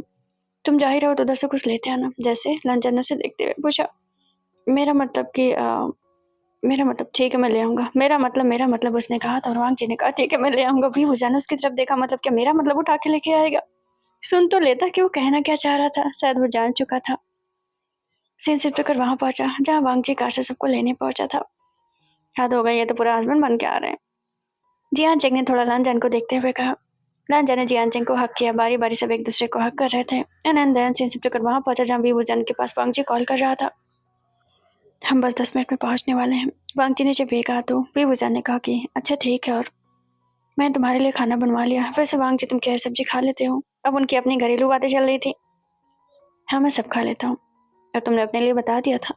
हाँ, मैंने बता दिया था। देखो वहीं पानी गर्म कर लिखने बता देना, खासकर पानी पीना है तुम्हें सिरप के साथ में। कार चला रहा था बंदा, घरेलू बातें कर रहा था। जियान जी को भी खांसी आ रही थी और दीदी खास खास के लोटपोट हुई जा रही थी। लेकिन अब कौन कपल के बीच आ जाता। सीन शिफ्ट कर वहां पहुंचा जहाँ सब लोगों ने दूर से एक हवेली टाइप का घर देखा। हवेली का मतलब ये नहीं था कि बहुत लग्जरी या बहुत अमीर हो गया था। वो ऑफकोर्स नॉट, उसके नानी का पुश्तैनी घर था। लेकिन घर घर तो होता है ना। अगर खुशी का माहौल हो तो छोटा सा घर भी हवेली जैसा वाइब देता है, और अगर ना हो तो बेवजन जैसा बड़ा महल भी होता है तो टॉक्सिक ही लगता है। वाह, ये घर तो बहुत खूबसूरत है। पूरा घर लकड़ी का है? दीदी ने उतरते हुए पूछा। पूरा घर लकड़ी का है। मैडम यू के हाथ से वो बैग पकड़ रहा था। बेवजन तब तक मेन गेट पे आ गया। उसने मांग जी को ही करते हुए देखा। वो बंदा न सिर्फ उसके लिए ग्रीन फ्लैग था बल्कि बेवजन की फैमिली के लिए ग्रीन फ्लैग था। बात यहाँ ग्रीन फ्लैग की नहीं थी, बात यहाँ एक उम्दा किरदार की थी। अरे मैं ले लूंगी, कोई बात नहीं। कोई बात नहीं, मैं ले रहा हूँ ना। वांग जी ने उसके हाथ से ले लिया। पर पंछी बच्चा पहुंचा था और वो जल्दी जल्दी बैग ले रहा था। तभी उसकी नजर छोटे बच्चे पर गई थी। छोटा बच्चा का मतलब वो था दीदी की गोद में जो था, यानी कि जिनलिंग। थोड़ा ललचाई नजरों से देख रहा था। ऑफकोर्स वो इतना क्यूट कुछ सा जो बच्चा था। सीन शिफ्ट कर वहां पहुंचा जहाँ सब लोग बैठे हुए थे। डैड आप कैसे हैं? बेहुजान डैड और मामा के बीच में बैठा हुआ था। मेड आई थी और बेहुजान कहता कि लांजान के लिए अदरक वाली चाय बना दो, उसने सुबह से चाय नहीं पी है, वो काफी बिजी था। सारे लोग खांसी खांसी आ रही थी, सबको एक दूसरे की तरफ देख रहे थे। बंदा जो खुद से कभी खुद के लिए चाय नहीं उठाता था, अभी वांग जी की फिक्र करे फिक्र बन रहा था।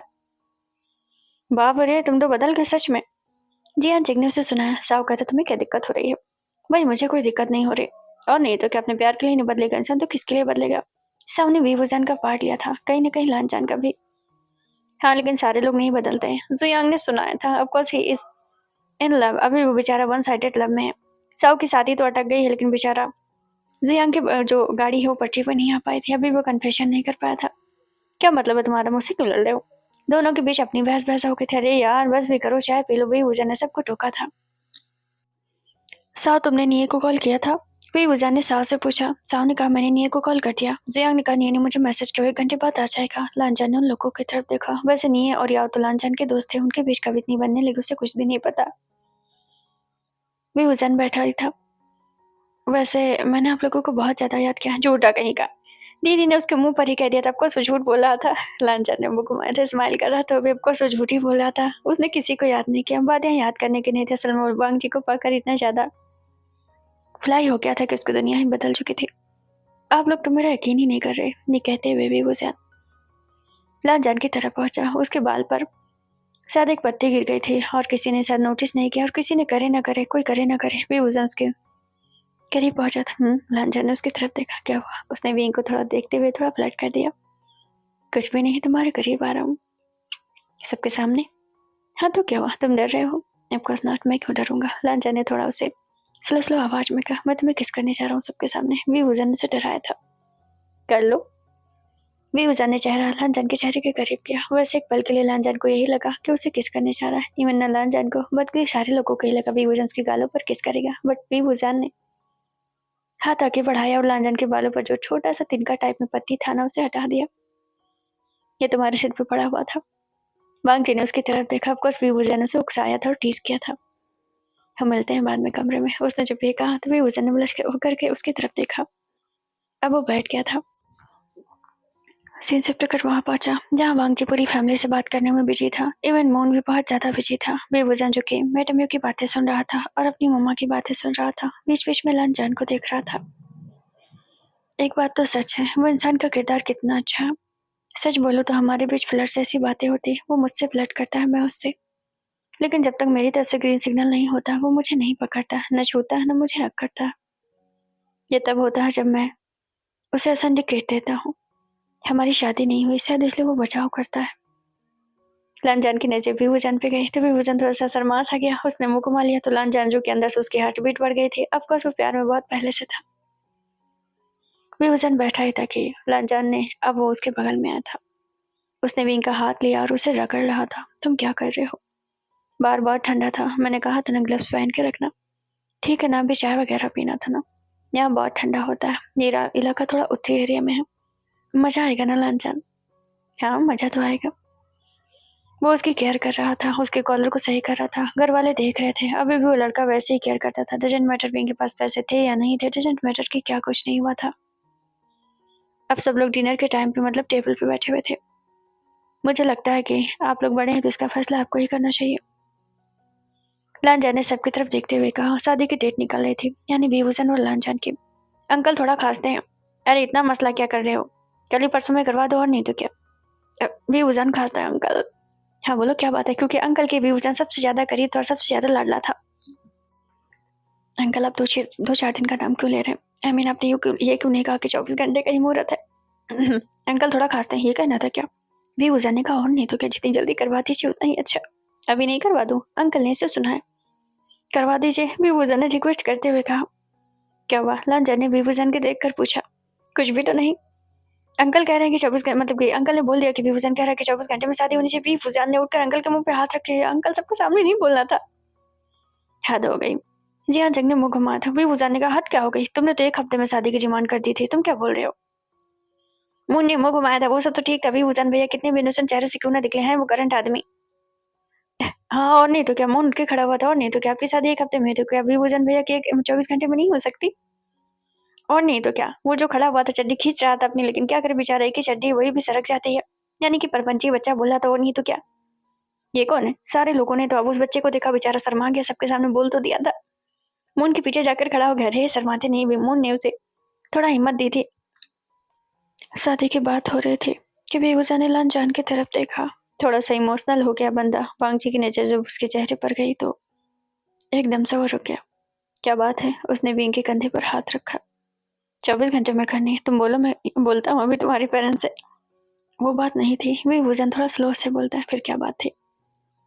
अकेले में लोग बताता हूँ। उसकी वो एकदम से कमरे की तरफ चला गया। लानजान तो उसे देखता रह गया। और वो परेशान भी हुआ कि वो परेशान क्यों था। सीन शिफ्ट कर वहां पहुंचा जहाँ सारे लोग देख रहे थे। उसके पीछे पीछे लानजान भी जस्ट 5 मिनट बाद ही चला गया था। क्या हुआ विंग को? याली ने ऊपर की तरफ देखते हुए पूछा। लगता है बहुत ज्यादा सेंटी हो गया। साव ने ऊपर की तरफ देखते हुए कहा। जुयांग ने कहा हेलो, आई होप सब कुछ अच्छा हो उनके बीच में। नीहे ने मतलब कि उसने जियान ने कहा बेहतर है शादी हो जाए 24 घंटे में, कौन सा हमें बहुत ज्यादा कुछ करना है। अंकल ने कहा जितनी जल्दी हो जाए उतना ही अच्छा है। क्या बात है? लानजान उसे बैक साइड से हक करते हुए कहा। विभूषण की आंखों में आंसू थे और वो मुड़कर उसे हक कर लेता है। तुम सच बताना। और वो रोने लगा था। तुमने अभी तक मुझे माफ नहीं किया ना? लानजान ने गहरी सांस ली। अब उसे खुद की इस माफी वर्ड से भी गुस्सा आ रहा था कि वो बंदा उसके लिए रो क्यों रहा था। तुम्हें ऐसा क्यों लगता है? तुम मुझे छूते नहीं हो? लानजान ने उसकी तरफ देखा। ये क्या बात उसने कह दी थी? वांगजी के अलावा कौन ऐसा दुनिया में इंसान था जो उसके लिए डार्क डिजायर रखे हुए था? बंदा 15 साल की एज से उसके लिए पता नहीं क्या क्या सोच के रखा हुआ था। अभी विभूषण ने इल्जाम लगा रहा था। तुम्हें ऐसा क्यों लगता है? वांगजी ने उसके पीठ को सहलाते हुए कहा। यह सच है वांगजी, तुम मुझे नहीं छूते, तुम अवॉइड करते हो। ऐसा कुछ नहीं है। मैं बस उसने उसके चेहरे को देखा। मैं बस डरता हूँ। किस बात से डर? विभूषण ने रोते हुए पूछा। इस बात का डर कि सोचता हूँ यह सब एक सपना है, कहीं बिखर ना जाए और कहीं मैं टूट ना जाऊं। मुझे यकीन नहीं हो रहा तुम मेरी जिंदगी में हो। विभूषण जो कि और फुट फुट कर रोने लगा और वो लांछन को खूब पकड़ लेता है कस के। मुझे माफ कर दो लांछन, मुझे माफ कर दो। मैं नहीं समझ पा रहा था, मैं नहीं समझ पा रहा था क्योंकि मुझे नहीं था उस वक्त तुमसे प्यार। तो मैं कैसे समझता कि मेरी बातों से तुम्हें हर्ट हो रहा है। लांछन ने उसके चेहरे को पकड़ा और उसे किस कर लिया। बंदा माफी देने के बजाय हमेशा उसे किस कर लेता था और यही उसे चुप कराने का सबसे बेहतर तरीका था। विभूषण का मन हुआ था उसे गुस्से में क्या बोल दे, बट वो कुछ नहीं बोल सकता था। गलती उसकी ज्यादा थी। क्या वो सुहाग रात तो नहीं मनाने लगे? जी हाँ, जंगे दीदी को ऊपर की तरफ देखते हुए कहा। मे भी दीदी ने भी थोड़ा तेज किया। 2 घंटे बाद कमरे से बाहर जो निकले थे, असल में इतनी देर बेवजन कहता रहा कि उसे शादी करनी है और बहुत चीजें बताता रहा और वांग जी बैठकर सुनता भी रहा। सीन शिफ्ट होकर नीचे पहुंचा। वांग जी सबके चेहरे को देखता है। वो मैं आपसे कहना चाहता था कि वो लांजन के डैड की तरफ देखते हुए कहता है कि मुझे लगता है कि हमें सुबह ही शादी करनी चाहिए। जब लांजन ने ये कहा तो सबने विभूजन की तरफ देखा। डेफिनेटली विभूजन उसके दिमाग में भर दिया। आई मीन कि विभूजन ने डिमांड की होगी एंड बंदे ने डिमांड पूरी करने के लिए सब कहा होगा।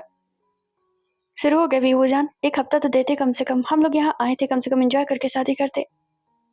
विभूजन ने मुंह घुमाया था। दीदी एंजॉय तो वैसे भी हो सकता था, मतलब शादी हो जाएगी तब एंजॉय कर लेना, मतलब कोई फंक्शन नहीं रखना। नहीं, मुझे कोई फंक्शन नहीं चाहिए। ठीक है बाबा, अब तुम ही उतारो तो हम क्या कर सकते हैं। तो घर में अब शादी का माहौल होने वाला था, मतलब सुबह ही शादी होने वाली थी और शादी धार्मिक तरीके से होने वाली थी। अब जो कुछ भी था, जो था वो सामने ही था। सीन शिफ्ट कर रात में पहुंचा। लांजन जो कभी नीचे ही था, विभूजन झाँक कर देखता वो नीचे क्या कर रहा है। डेफिनेटली वो सबको बता रहा था कि सबके लिए कमरा किस तरीके से तैयार किया जाए, यानी वो मेड और सर्वेंट को बता रहा था। बराबर मून भी लगे हुए थे और जियान चिंग और मतलब कि नी और याओ भी आ गए थे। वो सब भी लगे हुए थे, मतलब कि कमरा सेट करने में। ऑफकोर्स कोई नीचे लेटा, कोई कहाँ लेटा, इतना बड़ा घर तो नहीं था ना। सीन शिफ्ट कर रात में पहुंचा था। वांग जी के हाथ में ऑयल था, वो उसे मसाज करने के लिए, मतलब कि पैरों में मालिश करने के लिए लेकर आया था। बस करो लांजान, मेरे पैर अब ठीक है। वो उसके पैरों को अपने पैरों पर रखता है, तभी भी वो जाने से रोका। अभी ठीक नहीं है, कम से कम 6 महीने डॉक्टर ने कहा था। ठीक है ना, अब इतना कोई दिक्कत तो नहीं है ना। लांजान ने उसके पैर पर गुदगुदी कर दी तो भी वजन उसकी तरफ देखा। तुम क्या कर रहे हो? और वो हंसते हुए कह रहा था। तुम खुश हो? उसने भी वजन के चेहरे को देखते हुए पूछा। हाँ, मैं तो खुश हूँ, बहुत ज्यादा। लांजान ने उसका हाथ पकड़ा और खींच के गले से लगा लिया। मैं बस यही चाहता था, तुमने मुझे माफ कर दिया। वो उसकी आंखों को देखते हुए कह रहा था। तुम भूल गए मैंने माफ करने के लिए क्या मांगा है? विभूजन ने उसकी तरफ देखा। ये पॉसिबल नहीं है, मैं कहां से दूंगा? तो माफी भी नहीं मिलेगी। विभूजन ने मुंह घुमाया था। लान जाने जबरदस्ती में तुम्हें सब नहीं दे सकता। लान जाने उसके चेहरे को देखा। तो माफी भी नहीं मिलेगी। विभूजन लेट गया था तकिया पकड़ के। उसने फ्लैशबैक में याद किया कि लान जाने माफी के बदले कौन सी डिमांड रखी थी। ये पॉसिबल नहीं था, इसलिए वो बार बार उससे कह रहा था। बेहुसैन बात करते करते सो गया। लांजन अभी भी उसके पैरों में मालिश कर रहा था। सीन शिफ्ट कर मॉर्निंग में पहुंचा। अब लांजन की आंख खुली तो बेहुसैन के सारे कपड़े उतार कर लेकर फोल्ड कर रहा था। अरे, तुम्हें सब करने की जरूरत नहीं थी, मैं कर लेता। वो उसके कपड़े को फोल्ड करते हुए कह रहा था। मुझे अच्छा लगता है। मैं काफी चीजें नोटिस कर रहा हूँ वही। तुम नाश्ते पर ध्यान दे रहे हो, तुम खुद बना रहे हो या फिर तुम उनसे पूछ रहे हो? मैं सीखना चाहता हूँ। वो मुस्कुराकर उसे जवाब देता है। किस लिए? तुम्हें बनाकर खिलाऊंगा। बाबा, ये मैं नहीं करने के लिए कह रहा। कोई बात नहीं, लेकिन मेरा मन तो कर रहा है ना। मैं भी तो अपने हस्बैंड की केयर करना चाहता हूँ। लांजान को सुबह सुबह उसने ब्लश करवा दिया था। अच्छा। लांजान, वो लांजान के पास आ गया। मैं सच में करना चाहता हूँ। अरे बाबा, तो मैंने कहा मना किया? जो मर्जी वो करो। बेहुजा ने उसके गालों पर किस किया। लांजान तो उसे देखता रह गया, ये क्या था। इसके बाद बेहुजा उसके कान को काटने लगा। लांजान सच में ब्लश कर गया और इसके बाद लांजान उसे खींचा और किस कर लिया। सीन शिफ्ट कर वहां पहुंचा। इतना ज्यादा खुश था वो, यानी कि मोन इतना ज्यादा खुश था। मार नहीं भैया और याओ भैया से बातें किए जा रहा था। वो बहुत ज्यादा खुश है। हम अर्जुन भैया के लिए मैं भी खुश हूँ और नन्हा बच्चा परपंची बच्चा भी कह रहा था वो भी खुश है बेचारा। आज जाकर उसे नई चड्डी मुन्ने लाकर दी थी, तब जाकर उसने शादी के दिन बदला था। उसके पास था ही नहीं, इतना गरीब जो था बच्चा। बहुत क्यूट सा बच्चा था। याओ कहता है ये कितना क्यूट है। हाँ, वो इस घर के मेट का बच्चा है। जी हाँ, जंग ने जब ये कहा तो नी ने उसकी तरफ देखा। क्या फर्क पड़ता है, बच्चे तो बच्चे होते हैं ना। और वैसे भी इस घर में तो मुझे कोई भी मेड नहीं नजर आ रहा, सब तो बराबर के हक से रह रहे हैं। हाँ, वो बात तो ठीक है। सारे लोग ऐसे ही बात कर रहे थे। बच्चा कभी किसी की गोद में जाता, कभी किसी की गोद में, और कभी वो जिल्लिंग के साथ खेलने लगता। सीन शिफ्ट कर दिन के 10 बजे पहुंचा, जहाँ शादी हो रही थी, मतलब कि शादी बुद्धिस्ट करवा रहे थे। विभूजन और वांग जी बैठे हुए थे और फैमिली के सारे मेंबर वहाँ मौजूद थे। वैसे तो वांग जी ने गांव वालों को इनवाइट नहीं किया था, लेकिन रात में उनको खिलाने का इंतजाम करवा दिया था। बाहर आंगन में खाना वगैरह पक रहा था। तब उनकी शादी की रस्में हो रही थी, यानी कि वो कस्में खा रहे थे। विभूजन को याद आया कि उसने शादी के वक्त कौन सी वाहियात सी ओथ ली थी। बेचारा फिर से रिग्रेट में आ गया जब उसे पहले की शादी की बातें याद आई। अफलातूनी उसने वो ले ली थी, ओथ ले ली थी। लांजा ने हमेशा की तरह एक ही चीज कहा। मैं हंग मंगजुन इस शादी को दिल से मानता हूँ और मैं उसे प्रोटेक्ट करूंगा और उसका ख्याल रखूंगा। विभूजन ने उसकी तरफ देखा। मैं विभूजन ये कसम खाता हूँ कि मैं फॉरएवर उसे प्यार करूंगा, वो भी दिल से। लांचा ने उसकी तरफ देखा। अब वो बदल चुका था। पहले जैसी वो तो उसकी जुबान पे अब नहीं रही थी। तालियां बजी थी और फ्लावर बरसाए गए थे। दैट्समैन की शादी हो चुकी थी। बेवजन ने आंसुओं के साथ लांचान को गले लगाया। वो उसके गले पर किस करते हुए उसके कान तक जाता है। बेवजन बहुत ज्यादा इमोशनल था। मैं बस अब ये आखिरी बार कह रहा हूँ, मुझे हर एक चीज के लिए माफ कर देना लांचान। लांचान ने उसके सिर को सहलाया और उस वक्त वो कुछ नहीं बोला। जैसा कि एज यूजुअल वो कुछ नहीं बोलता था। अब कुछ बात ये थी कि उसे बेवजन की माफी कभी चाहिए ही नहीं थी। दिन के 3 बजे के आसपास से गांव वालों को खिलाया जाने लगा था। बेवजन कहता, बाप रे, तुम्हें सब करने की क्या जरूरत थी लांचान? क्यों नहीं जरूरत थी? क्यों जरूरत थी? इतना पैसा खर्चा करने की क्या जरूरत थी? क्योंकि मैं खुश था, शादी बार बार नहीं होती, उसने बेवजन को गले लगाते हुए कहा। लांचान, मैंने शादी बहुत सिंपल में की, तो क्या मैं वेडिंग नाइट सिंपल नहीं चाहता? लांचान ने उसकी तरफ देखा। क्या मतलब वेडिंग नाइट में सबको इनवाइट करना? बेवजन ने उसे धक्का दिया था। मेरे कहने का मतलब वो नहीं था। फिर क्या मतलब था? वो मैं कमरा सजवाऊंगा। अच्छा, लांचान ने कहा। उसने पहले ही ऑर्डर दिए फ्लावर के लिए, सब लोग लेकर आ रहे होंगे, अभी तो टाइम है। बेहुजन ब्लस ब्लस सा कर गया था। जाहिर सी बात है, वांग जिन से भी वैसा टच नहीं किया था। जाहिर सी बात है कि वो शादी चाहता था और बेहुजन भी सेम ही चाहता था। गांव वाले रात के 11 बजे तक खा के खत्म हुए थे। बेचारा जो परपंची बच्चा था वो कोने में गद्दे पे लेटा लेटा ही सो गया था। इतना थक गया था, किसी को गिलास उठाकर दे रहा था, किसी को क्या दे रहा था। बेचारा थक ही गया था बहुत ज्यादा। बेहुजन बैठा हुआ था और फ्लावर तब आए थे। बेहुजन तो ब्लश करके फ्लावर को देखकर, इतने फ्लावर किस लिए मंगाए हैं? जियान चंग ने जब टोका तो जेबूजू ने जियान चंग के कंधे पर हाथ रखा। इट्स ओके, आज उनकी वेडिंग नाइट है। वो तो मुझे भी मालूम है। बाद में मिस्टर, आपको कुछ याद दिलाऊं?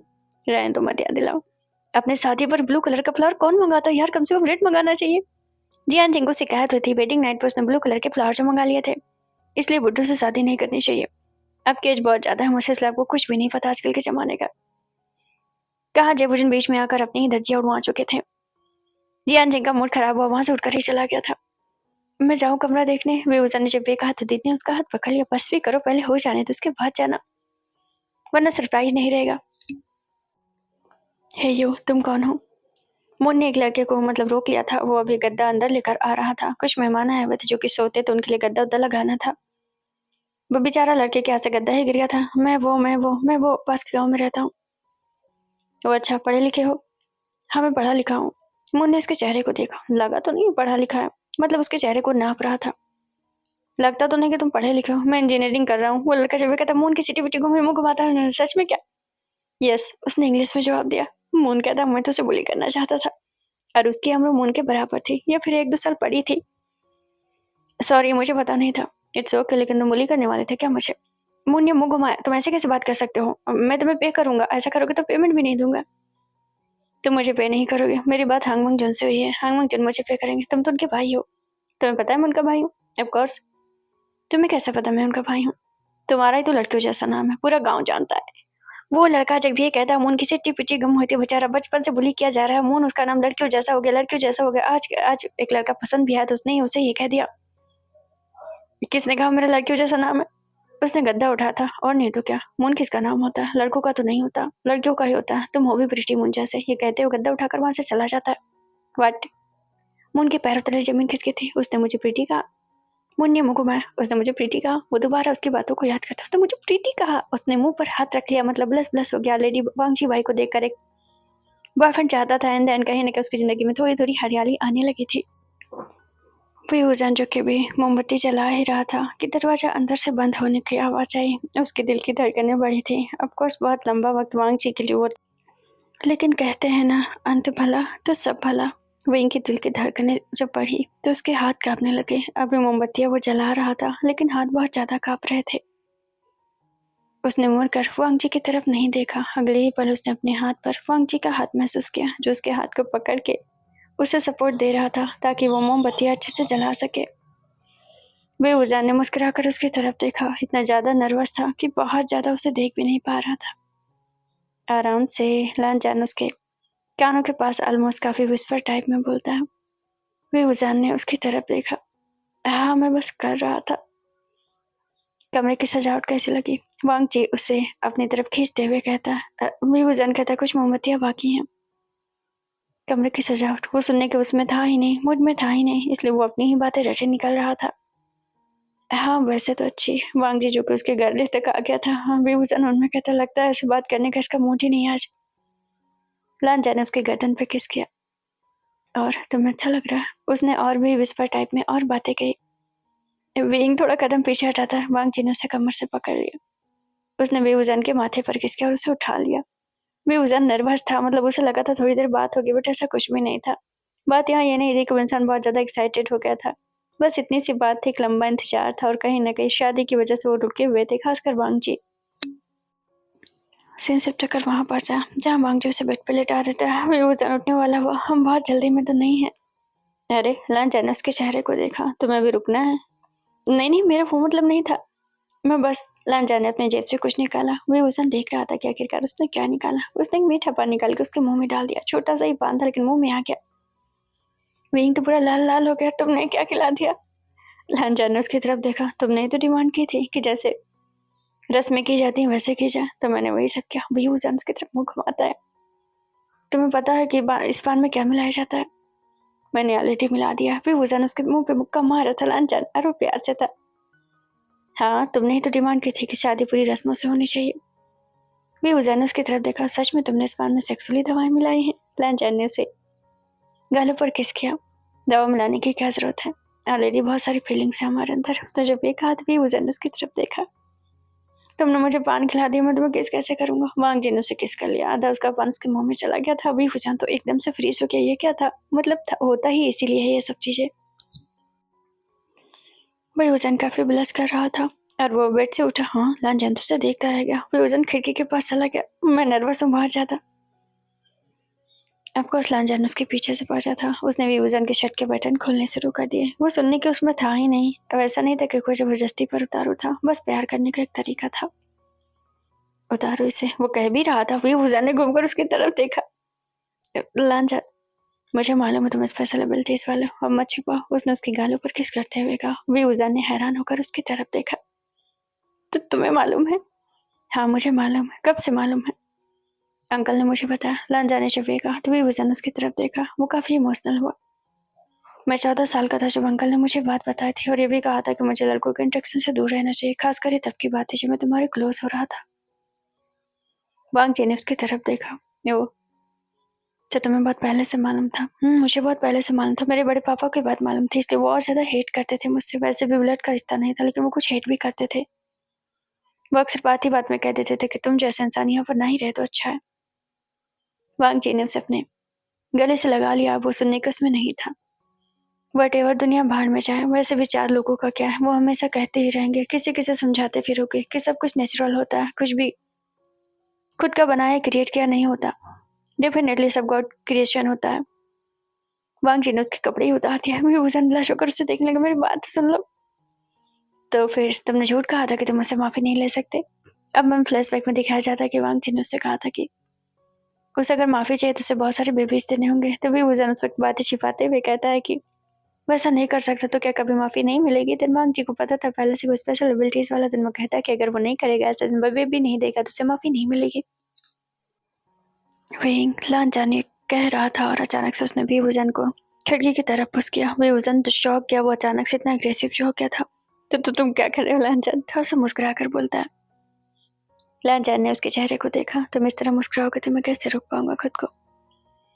बेवजन ने उसे किस करना शुरू कर दिया था। तुम रुको। और वो उसे लांचन को पुश करता है। लांचन ने उसकी तरफ देखा। वाकई हिम्मत की बात थी।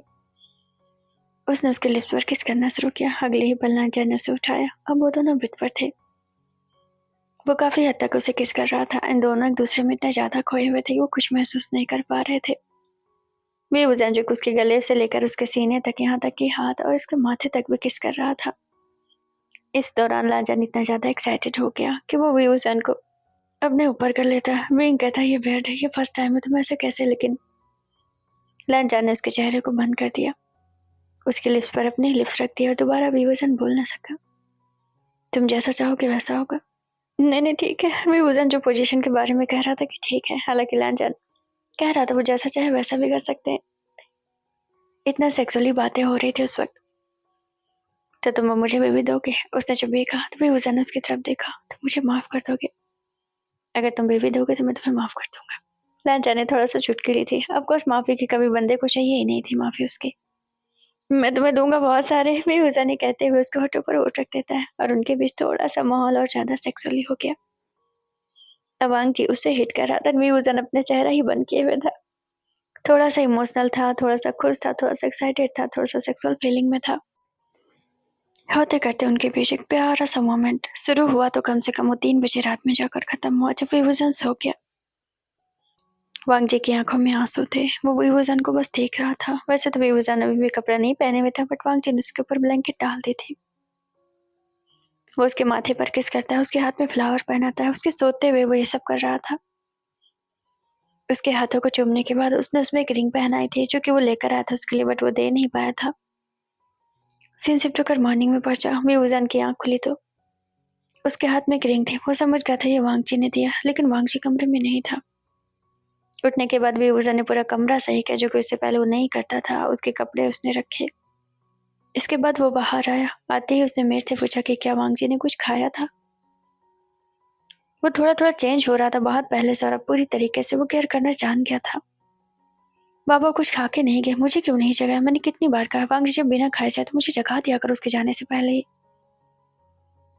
वो थोड़ा सा नर्वस हो जाती है। अरे बेहुजन हाइपर मत हो, कोई बच्चा नहीं है। मम्मा ने बेहुजन को अपने पास बुलाया था। बेहुजन की नजर तो अब गई थी। सारे घर वाले चाय वाय पी रहे थे, बिस्किट उस्किट काट रहे थे। आ गए मेरे भाई, बुखार उखार आ गया क्या तुम्हें? जी हाँ, जगने से टीस किया था। अपनी कहानी मुझे मत बताओ। बेहुजन ने से सुना है कि तुम्हें बुखार, इसका मतलब सबको बुखार नहीं आएगा। डेफिनेटली तुमने पहले सब कुछ किया होगा। जी हाँ, जगने उसके कान में कहा। बेहुजन ने कहा हाँ, जब चाहे रोज यही तो कर रहा हूँ। बेहुजन ने जब ये कहा तो जियान जगने उसके तरफ देखते हुए कहा तुम तो बेशरम हो। वांग जी के लिए मैं सब कुछ बन सकता हूँ। साहब आया था भाई, मुबारक हो। अब जाकर सब उसे गले वले लगा रहे थे, मतलब जानबूझ के उसे जाहिर कर रहे थे कि अभी उनकी वेडिंग नाइट थी। मतलब सब लोग जानबूझ के टीज वीज कर रहे थे उसको।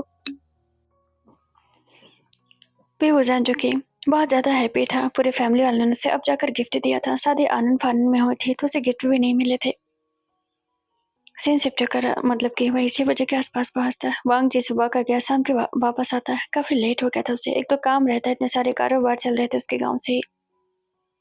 तुम आ गए लांचन। फिर हुसैन गेट पे जाकर उसे हक कर लेता है। मैं आ गया।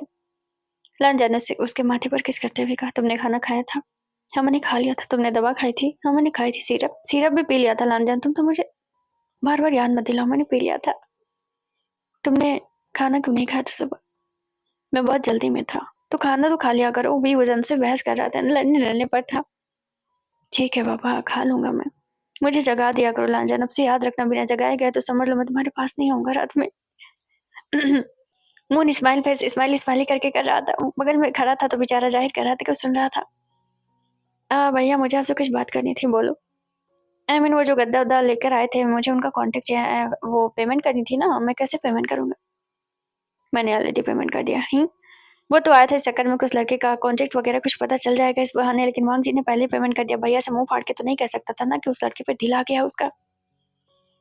नहीं मेरा मतलब कि मैं देख लेता, कुछ पेमेंट वगैरह बाकी तो नहीं लगी। मैंने सब दे दिया। लंजन ने फिर से कहा तो मून का चेहरा उतरा था। भी उजर ने मून का चेहरा पापा क्या बात है, तुम्हें नंबर नंबर चाहिए क्या किसी का? भी उजर ने फिर मुंह फाड़ दिया। मून ने मुंह घुमा लिया। क्या हो गया था, सामने कहने की क्या जरूरत थी? लांजा ने घूरा था, यानी कि मून को अभी वो कितना बड़ा है, 18-19 साल का, ये सब करने की क्या जरूरत थी? फिर उजान जब देखता है लांजान थोड़ा गुस्सा हो रहा है तो वो लांजान के सामने आया। लांजान लांजान लांजान कई बार वो लांजान कह के उसे टीच वीच करने लगा, मतलब उसका टेंशन अपने ऊपर लेने लगा। बोलो। लांजान ने उसके बालों को संवारा। पूरा एक ही सेकंड में उसका मूड ही बदल गया था। मतलब मून बेचारा भी उसकी गर्दन ना फंसी थी, लेकिन भीभुजान ने बचा लिया था, और भीभुजान इशारा करता तो मून वहां से नौ दो घेरा हो चुका था।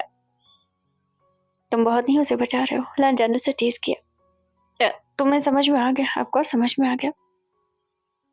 इतना भी मत बचाओ, पता चले तुम ही फंसाओ। मैं कैसे फंसूंगा? अच्छा तुम्हें नहीं लगता कि तुम्हें मुझसे खतरा होना चाहिए? मुझे क्या खतरा होगा, मैं तुमसे डरता हूँ क्या? लांजा ने उसका हाथ पकड़ लिया और कमर से लगा के अपनी तरफ खींच लिया। उनकी कमर एक दूसरे में टकराने लगी। तभी वहां अंकल आ पहुंचे थे। मतलब ये सब तो ठीक था, ये सब तो ठीक था, मतलब कहाँ दुश्मनी चल रही थी, सरे हम करने की क्या जरूरत थी? अंकल आपने तो डरा दिया था। वी उजान ने अंकल की तरफ देखते हुए किचन की तरफ जाते हुए कहता है, भाई तुम दोनों ने हमें डरा दिया, कम से कम सब्र कर लो भाई, हम लोग बैठे हुए हैं यहाँ पर। लांजा ने घूमकर देखा तो वी उजान की पूरी फैमिली वहां बैठी हुई थी। वी उजान अब चाय बना रहा था। ऑफकोर्स लांजा आया तो उसने चाय बनानी सीख ली थी, खुद ही बनाकर देता था उसे।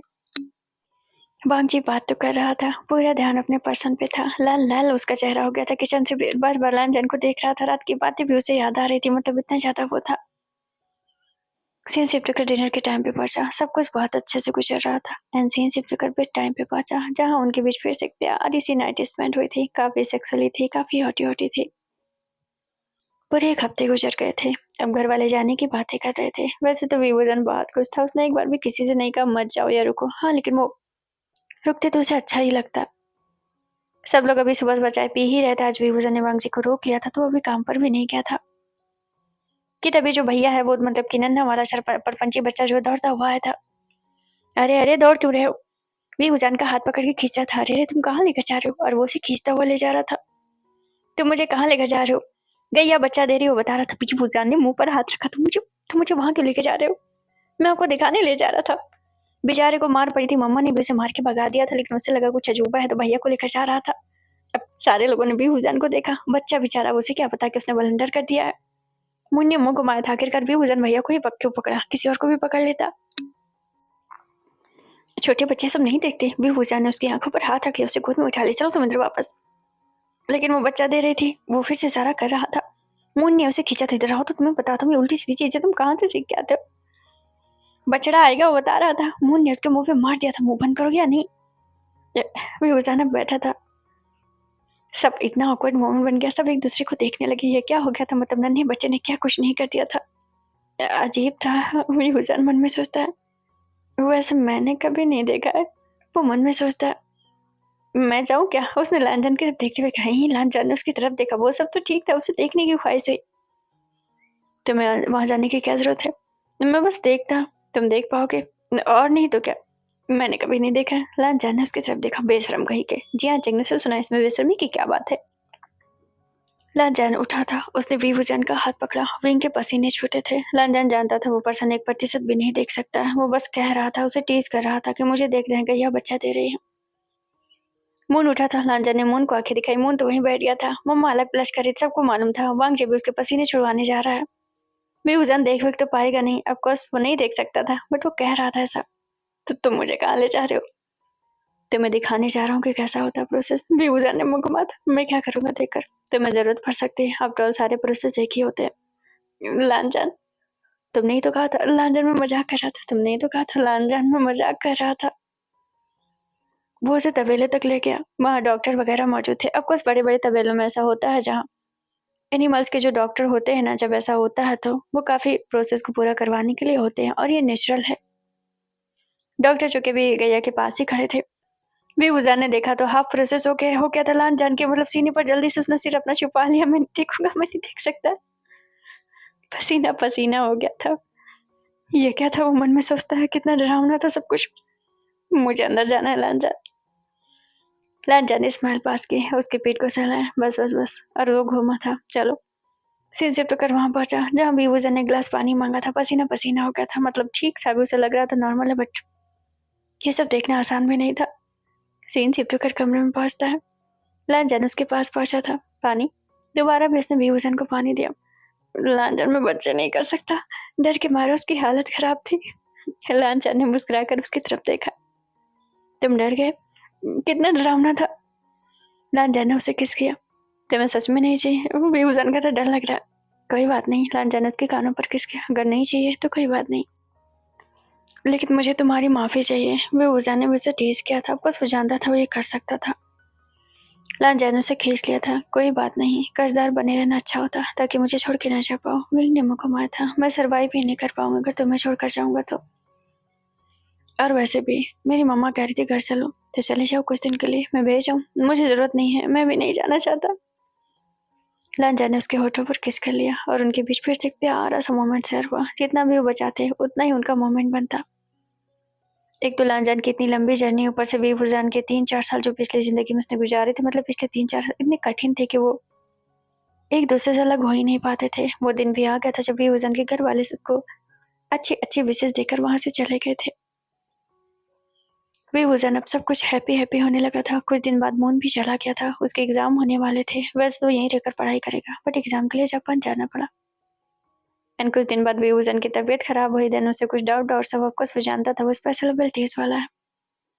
सीन शिफ्ट होकर सिटी के हॉस्पिटल में दिखाते हैं, जहाँ बेगूजान के घर पे तो पार्टी वार्टी हो गई थी। ऑफ कोर्स गुड न्यूज़ वाली बात थी, थोड़ा सा ब्लस वाला मोमेंट था। अब ऐसा नहीं था, यहाँ मेल और फीमेल की कोई बात नहीं थी। पता नहीं क्यों लोग ऐसे देखते हैं कि मेल और फीमेल। ऑफ कोर्स ये क्यों नहीं देखते कि एक कपल में एक बच्चा आ रहा है। सब कुछ बहुत अच्छे से जा रहा था। थोड़ी पार्टी शहर में हुई थी, बट वांग जी उसे लेकर फिर से अपने घर आ गया था। और बेगूजान की ख्वाहिश थी, क्योंकि वो चाहता था उसके पास रहना, उसकी केयर करना, उसे दूर जाना ही नहीं चाहता था। और सीन शिफ्ट होकर 2 साल बाद पहुंचता है, जहाँ एक एक साल के बच्चों का बर्थडे सेलिब्रेट किया जा रहा था। उसी गांव वालों को खिलाया जा रहा था। अंदर केक वेक आया था। बाप रे, बेगूजान ने कमर पकड़ रखे थे। हद हो गई, मतलब कहाँ है इसका बाप। और बच्चे की तरफ देखकर कह रहा था, दोनों बच्चों जो कि बैठे हुए थे बेचारे और डर के मारे देख रहे थे बेगूजान की तरफ। मार जो पड़ गई थी बेगूजान से। भैया भैया वो बुला रहे हैं। कौन बुला रहे थे? बाबा। लान जाने उसकी तरफ देखा, मतलब बेगूजान भैया। वो कभी कभार बाबा बोल देता था, आज भी क्या हुआ? वो बच्चों ने परेशान कर रखा। लान जाने का होगा आज। बेचारा गांव वालों को खिला रहा था। आनन फानन में दौड़ के गया। एक को टांगे हुए था जियान जिंग, दूसरे को टांगे हुए था, और दोनों चिल्ला चिल्ला के रो रहे थे। अरे अरे अरे, लान जाने दोनों के गाल कुछ हुआ, लेकिन बेगूजान ने अलग मुंह बना रखा था।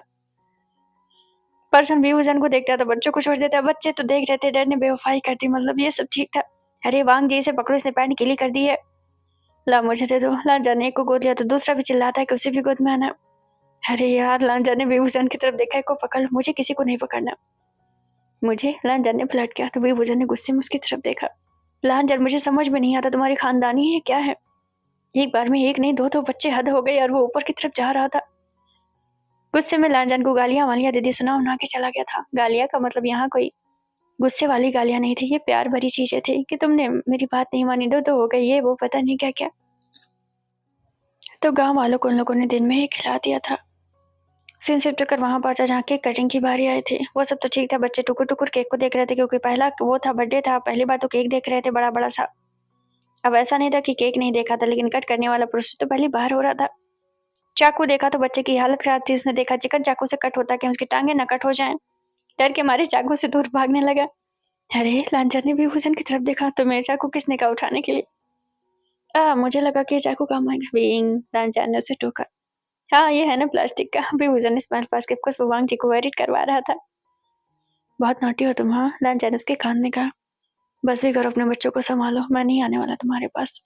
बस भी करो। लांचन उसके कानों पर किस करता, तुम 2 दिन से नहीं है। उनकी अपनी बातें शुरू हो गई थी। जियान जिंग खास्ता हाथ हो गई, 12 बज गए, कम से कम केक तो कट करवा दो, बाकी बातें बाद में भी हो सकती हैं।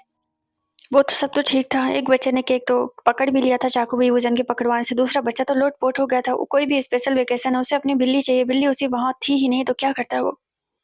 अरे बाप रे, अब इसे क्या चाहिए? बेवजन सुबह से हाइपर हुआ था, इतना सारा काम था, इतने सारे मेहमान थे, बच्चों का अलग चल रहा था। चाचू आए थे, आदत तो चाचू ने लगवाई थी, मतलब अंकल ने लगवाई थी। अंकल ही बिल्ली पकड़ के लाएंगे। अरे अरे, रुक जाइए, मेरे बेटे को ये चाहिए। बिल्ली का बच्चा उसने आगे किया था, उसकी गोद में रखा था, जाकर वो लाल लाल हो गया था। अब जाकर वो दांत दिखाता भी हुसैन ने चटाक से उसके गल पे मार भी दिया था। बेबी ने डैड की तरफ देखा। डैड ने मुंह घुमा लिया। डैड को मम्मा को कुछ भी नहीं बोलना, चाहे जो कुछ भी हो जाए। बेबी तो बिल्कुल ऐसे हो गया था, लग रहा था कि क्या कुछ नहीं हो गया। लाओ मेरे बच्चे को इधर। मोहन ने बच्चे को गोद में ले लिया। अब मैं केक कट करवाता हूँ। दूसरा बच्चा टुकुर टुकुर ताक रहा था, उसके मुंह से लार गिर रहा था, वो नीचे जा गिरा था। देख रहा था कि अंकल उसे गोद में क्यों नहीं ले रहे। इसके हाथ हैं क्या है? वो इतना मोटा मोटा हाथ देखकर एकदम चौक सा कर जाता है। भी हुसैन का मन हुआ था चटाक से उसके मुंह पे मार दे, लेकिन मार नहीं पाया था। तुम्हारे भाई की खाता, तुम्हारी नहीं खाता है, भी हुसैन ने सुनाया था। आप तो नाराज हो गए मुझसे। मैं तुमसे कहाँ नाराज हो सकता हूँ? उनके बीच तो हमेशा फ्लर्ट भरी बातें हुआ करती थी, यानी भी हुसैन और मून के बीच। तो फाइनली केक कट हुआ था। बच्चे को जब केक खिलाने की बारी तो बच्चा मुंह खोल रहा था। जैसे कि उसके केक का टुकड़ा उसके सामने किया गया, बेचारे का सिर ही आगे लुढ़क गया था, पूरा मुंह ही उस पर केक पे जाके लगा था। तो सब हंसने लगे, तो बेबी जो आंसू आंसू हो गया था। उस दिन सबने डिनर बहुत अच्छे से किया। वांग जी जो कि बेबूजान को बुखार आया था, उसने उसकी बहुत केयर की, मालिश की, उसे दवाइयाँ दी, उसे खाना खिलाया। उसे सुलाने के बाद बच्चों को चेंज करवाया, उन्हें सुलाया। सीन शिफ्ट कर मॉर्निंग में पहुंचा। बेबूजान उसके कंधे को दबा रहा था। तब जाकर वांग जी की आंख खुली। उसने बेबूजान को अपने बाहों में खींच लिया। कितनी बार कहा है तुम ये सब मत किया करो, मुझे लगा दर्द होगा। उतना भी नहीं था। उसने बेबूजान के ऊपर आते हुए कहा, तुम ये क्या कर रहे हो? लांचा ने स्माइल पास की। बस भी करो वांग जी। और उनके बीच फिर से सुबह सुबह प्यारा सा मोमेंट शेयर हो गया था, यानी कि नोटी नोटी वाला मोमेंट शेयर हो गया था। दिन तेजी से गुजरे थे। और 6 महीने बाद वीवूजन के घर वाले फिर से उसे विजिट करने आए थे। वीवूजन तो परेशान हुआ पड़ा था। बच्चों को तो मजे-मजे थे, कभी तबेले में मिलते, कभी बकरे के बच्चे के साथ खेलते मिलते, कभी गैया के बच्चे के साथ, मतलब पूरा गाँव के माहौल में पूरा ढले बने हुए थे। लांजा जो कि बहुत ज़्यादा हैप्पी था, इतना ज़्यादा हैप्पी था कि वो जब भी देखता वीवूजन को एडमायर करता कि तुम्हारे बच्चे कितने ज़्यादा क्यूट हैं। जब विंग हँसता तो कहता कि तुम बहुत ज़्यादा क्यूट हो। सीन शिफ्ट होकर वहाँ पहुँचा जहाँ बच्चों का दूसरी सालगिरह थी, मतलब 2-2 साल के बच्चे हो गए थे। विंग, तुम रेडी हो गए? हाँ, मैं ऑलमोस्ट रेडी हो गया। लांजा ने उसकी तरफ देखा। क्या हुआ, तुम ऐसे क्यों देख रहे हो? यू आर सो ब्यूटीफुल, उसने उसे देखते हुए कहा। झूठे कहीं के वीवूजन उसे टीज किया था। मैंने कभी झूठ नहीं बोला, मुझे आज भी याद है जब मैंने तुम्हें पहली बार देखा था। बस भी करो लांजान। सच में ये बात सच है, तुमने मुझे बुली कर दिया था लेकिन मेरा दिल तुम पे आ गया था। वीवूजन हंसा था। कभी बच्चों को पता चलेगा कि मैं किस तरह था तो वो क्या सोचेंगे मेरे बारे में? पता चलने की जरूरत ही क्या है? हमारी कहानी काफी खूबसूरत थी। तुमने मुझे तो बच्चे दिए। उसने वीवूजन को खींच लिया था। ये गवाही है कि तुम सच में मेरे साथ जिंदगी गुजारना चाहते हो। ये मेरे प्यार की निशानी है। वो बच्चे जो कि उसके पैरों में चिपक रहे थे, बच्चों को उसने गोद में उठा लिया, इतना ज्यादा प्यार किया कि वीवूजन ब्लश कर गया। वो अक्सर उसे प्यार करने लगता। ऑफकोर्स वांग जी के लिए बहुत लंबी जर्नी हो गई थी ये। सीन शिफ्ट कर वहां पहुंचा जहाँ वीवूजन जो होता है केक वेक कट हुआ था। वांग जी चुपचाप खामोश बैठा था। वीवूजन जब उसे नोटिस करता तो उसके पास पहुंचा था। हे, क्या हुआ, तुम इतना इमोशनल क्यों हो? लांजान ने उसे खींचकर अपनी बाहों में बिठा लिया। मैं सोच रहा हूँ बच्चे कितनी जल्दी बड़े हो रहे हैं। वीवूजन ने उसकी तरफ देखा। तो क्या हुआ? उनका बचपना जा रहा है। तुम्हें टेंशन लेने की जरूरत नहीं है। फिर से दो आ जाएंगे, फिर से दो आ जाएंगे और फिर से दो आ जाएंगे। लांजान ने उसकी तरफ देखा। अच्छा विंग, आई लव यू। लांजान ने ये बात उससे कब कही थी? वीवूजन ने घूम कर देखा तो लांजान ने शायद ये बात उसने कभी नहीं कही थी। क्योंकि उसे प्यार करता था, कभी जरूरत नहीं पड़ी। वो हमेशा एडमायर करता, उसकी केयर करता, सब कुछ करता, बशर्ते उसने आई लव यू नहीं कहा था। वीवूजन ने उसकी तरफ देखा और सेम चीजें वीवूजन के साथ थी। रियलाइजेशन होने के बाद, उससे प्यार होने के बाद विंग ने कभी उसे ये नहीं कहा आई लव यू या मैं तुमसे प्यार करता हूँ, तुम्हारे प्यार में गिर गया, वटेवर जो कुछ भी था। लेकिन आज जब लांजा ने कहा तो उसकी आंखों में आंसू आ गए। I love you too. और वो उससे ज्यादा रोने लगा। जब वो रोने लगा तो घर वालों ने घूमकर उनकी तरफ देखा। दोनों इमोशनल थे और दोनों एक दूसरे को पकड़ के रो रहे थे। मुझे माफ कर दो। वो अभी भी उससे माफी मांग रहा था रोते हुए, और वो बहुत ज्यादा रो रहा था, यानी कि वीवूजन। हालांकि आंसू तो लांजान के भी आंखों में थे, लेकिन ये सेटिस्फेक्शन वाले आंसू थे कि इतनी लंबी जर्नी के बाद एटलीस्ट उसके पास एक फैमिली थी। तुम्हें माफी की जरूरत ही नहीं थी कभी, उसने आज जाकर कहा। हमेशा उसे टाल देता, बच्चे दो, कभी कहता कि पहले तबीयत सही करो, कभी क्या कभी क्या। मुझे तुमसे कभी सॉरी नहीं चाहिए था। वो दोबारा भी उसके आंसुओं को पोंछते हुए खुद रोते हुए कहता, मैं कभी तुम्हारी सॉरी नहीं चाहता था। हम दोनों के बीच सॉरी की कोई जगह है ही नहीं। मुझे कभी ख्वाहिश नहीं थी कि तुम मुझसे माफी मांगो, और ना मैं कभी चाहता हूँ ये। मैं बस चाहता था कि तुम मेरे पास रहो। तुम्हें रोकने के लिए मैंने टाला कि मुझे माफी देनी है, लेकिन ऐसे नहीं। उसने वीवूजन को खींच लिया था। अब ये आखिरी बार है, दोबारा कभी ये मत कहना, हमारे बीच इसकी कोई जरूरत नहीं है। तुम बहुत छोटे थे। और वो उसे कह रहा था, मुझे उसने उसे माफ कर दिया क्योंकि वो बहुत छोटा था जब उसने वो सारी चीजें की थी। डोंट थिंक टू मच, उसने कहते हुए वो आंसू गिरा देता है। वीवूजन जो उसे पकड़ के रोने लगा। वो सब तो ठीक था, पेरेंट्स रो रहे थे, बच्चे क्यों ना रोते। दोनों जल्दी जल्दी चल रहे थे, 2-4 बार तो गिर ही गए थे। तीसरी बार में वांग जी के पैरों में दोनों के दोनों चिपक गए थे। दोनों सोफा पर बैठे हुए थे। वे भी जो कि खड़े होने की कोशिश कर रहे थे, बट खड़े नहीं हो पाए थे, बट बहुत ज्यादा रो रहे थे। मेरा बच्चा। अभी वीवूजन ने रोते हुए उसे उठा लिया तो दूसरा भी देख रहा था। आओ इधर। लांजान ने दूसरे को गोद में उठा लिया। लांजान भी वीवूजन जो कुछ बच्चों को देख रहा था, कुछ की मेहनत का फल जो था। इधर आओ। लांजान ने भी वीवूजन को भी गले लगा लिया। वे भी बीच में धंसे जा रहे थे। वो सब तो ठीक था, रो रहे थे, धंस भी रहे थे। इस तरह वो रोए। इसके बाद मैं बहुत ज्यादा खुश हूँ। मेरे पास तुम और बच्चे हैं। मैं भी, लांजान ने भी कहा था। मून की भी आंखों में आंसू आए, लेकिन परपंची बच्चा जो अब 7 साल का हो गया था वो भी बुसुर बुसुर रोने लगा था। अब सब उसके चेहरे को देखते हैं। भाई यहाँ तो मिलन हो रहा था, वो किस खुशी में रो रहा था और किस गम में रो रहा था। लांजान और वीवूजन ने उसे किसी की परवाह नहीं की थी। मेरे साथ ही रहना, लांजान ने वीवूजन को किस करते हुए कहा। तो लांजान जो वीवूजन भी उसे किस करने लगा। मैं तुम्हें बहुत सारे बच्चे दूंगा। ये कहते हुए फिर से लांछन ने उसे खींचा और उन दोनों ने फिर से एक दूसरे को किस किया, अपने बच्चे को अपने प्यार की निशानी मानकर। पूरे फैमिली वाले उन्हें ब्लेसिंग दे रहे थे और हैप्पी हैप्पी नजरों से उनकी तरफ देख रहे थे। बस करो लांछन, सब देख रहे हैं। लांछन ने फिर से विंग को खींचा, मुझे किसी की कोई परवाह नहीं, ये कहते हुए उसे फिर से किस करने लगा था। घर वालों ने उन्हें देखा, उन लोगों ने घर वालों को देखा। बच्चे शर्मा शर्मा के मम्मा और डैडी के बीच में हो गए थे और परपंची बच्चे ने मुंह घुमा लिया था। मोहन तो टुकुर टुकुर ताक रहा था, आफ्टर ऑल उसे फ्यूचर में सब करना जो था। और इस प्यारे से मोमेंट के साथ, इस अच्छे से मोमेंट के साथ बाहर स्नोफॉल हो रही थी, क्रिसमस का मौसम आ रहा था, बहुत अच्छी चीजें चल रही थी और इस सीरीज की यहाँ पर एक हैप्पी एंडिंग हो जाती है। आगे का फ्रेम खींच दूं जब इमोशनल मोमेंट बन रहा था, स्नोफॉल हो रही थी, प्यार की गवाही की तरफ से बर्फ गिर रहे थे। वांगजी और बेबूजन एक दूसरे में खोए थे, एक दूसरे को एडमायर कर रहे थे, कसमें वादे कर रहे थे। उस वक्त मोन के फोन पे एक मैसेज आया जो कि उस लड़की का था। मोन ने नंबर निकालकर उसे मैसेज कर दिया था और तभी साव को एक खबर मिली कि उसकी शादी टूट चुकी है। इतना टॉक्सिक उसका एंगेजमेंट हो गया था कि उसे शादी जैसी चीजों से नफरत हो गई। वैसे शादी एक अरेंज मैरिज थी, लव मैरिज तो थी नहीं। जियांग उसके कान में कह रहा था, भाई चिल करो, शादी टूट गई तो क्या हुआ। और मन ही मन कह रहा था, पूरी दुनिया को पार्टी देने का मन हो रहा है, आफ्टर ऑल अब उसका पर्सन उसका हो सकता है। जियान चेंगजो की एक बच्चे को गोद में लेने की प्लानिंग कर रहा था। वो उस वक्त जे बुजुन को देखता है जब वेवूजन और वांगजी एक दूसरे में खोए हुए थे। यानली जिनकी फैमिली पूरी तरीके से पूरी थी, ऑफकोर्स जिंजीस वान यानली के पास खड़ा था, तो जाहिर सी बात है यानली को भी अपनी फैमिली पूरी लगी। तो अब इस जगह पर सारे लोगों की फैमिली पूरी हुई। फ्रेम मैंने खींच दिया है। बच्चे का मोमेंट में लास्ट में बहुत नहीं दिखा पाई, बस एक ही रीजन सबसे ज्यादा था, क्योंकि एक ऐसे खूबसूरत मोड़ पर उनकी कहानी को रोकना था, क्योंकि उन्होंने काफी सफर किया था। बस फोकस उन पे बना रहे, इसलिए बेबीज पर बहुत ज्यादा फोकस नहीं किया गया। फिर भी उम्मीद करती हूँ कि अंश सेटिस्फाई होंगे।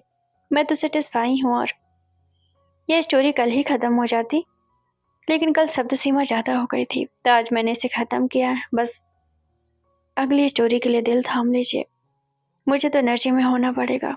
और एक बात बता दूं, सैटरडे को एक बार मतलब कि एक बार चेक कर लीजिएगा सैटरडे को। हाँ, सैटरडे को एक बार चेक कर लीजिएगा। अगर इस चैनल पे नहीं आया तो दूसरे चैनल पे चेक कर लीजिएगा। बहुत लोगों को नहीं मिल रही है चैनल का वो लिंक। चैनल का लिंक आपको मिल जाएगा, आप प्रोफाइल पे जाएंगे तो बायो में भी मिल जाएगा, और मैंने कम्युनिटी में पोस्ट किया, वहाँ लिंक है, ब्लू कलर की दिखेगी, आप उस पर क्लिक करेंगे तो दूसरे चैनल पे पहुंच जाएंगे। तो उम्मीद करती हूँ कि आपको पसंद आया होगा। अपना बहुत ज़्यादा ख्याल रखें। हालांकि मुझे थोड़ी आलोचनाएं मिली थी इसमें, बट ठीक था, आप लोग साथ में बने रहे। एक खूबसूरत सी जर्नी फिर से खत्म हुई, फिर से चलेंगे अगली जर्नी की तरफ। अपना ख्याल रखें, लव यू ऑल।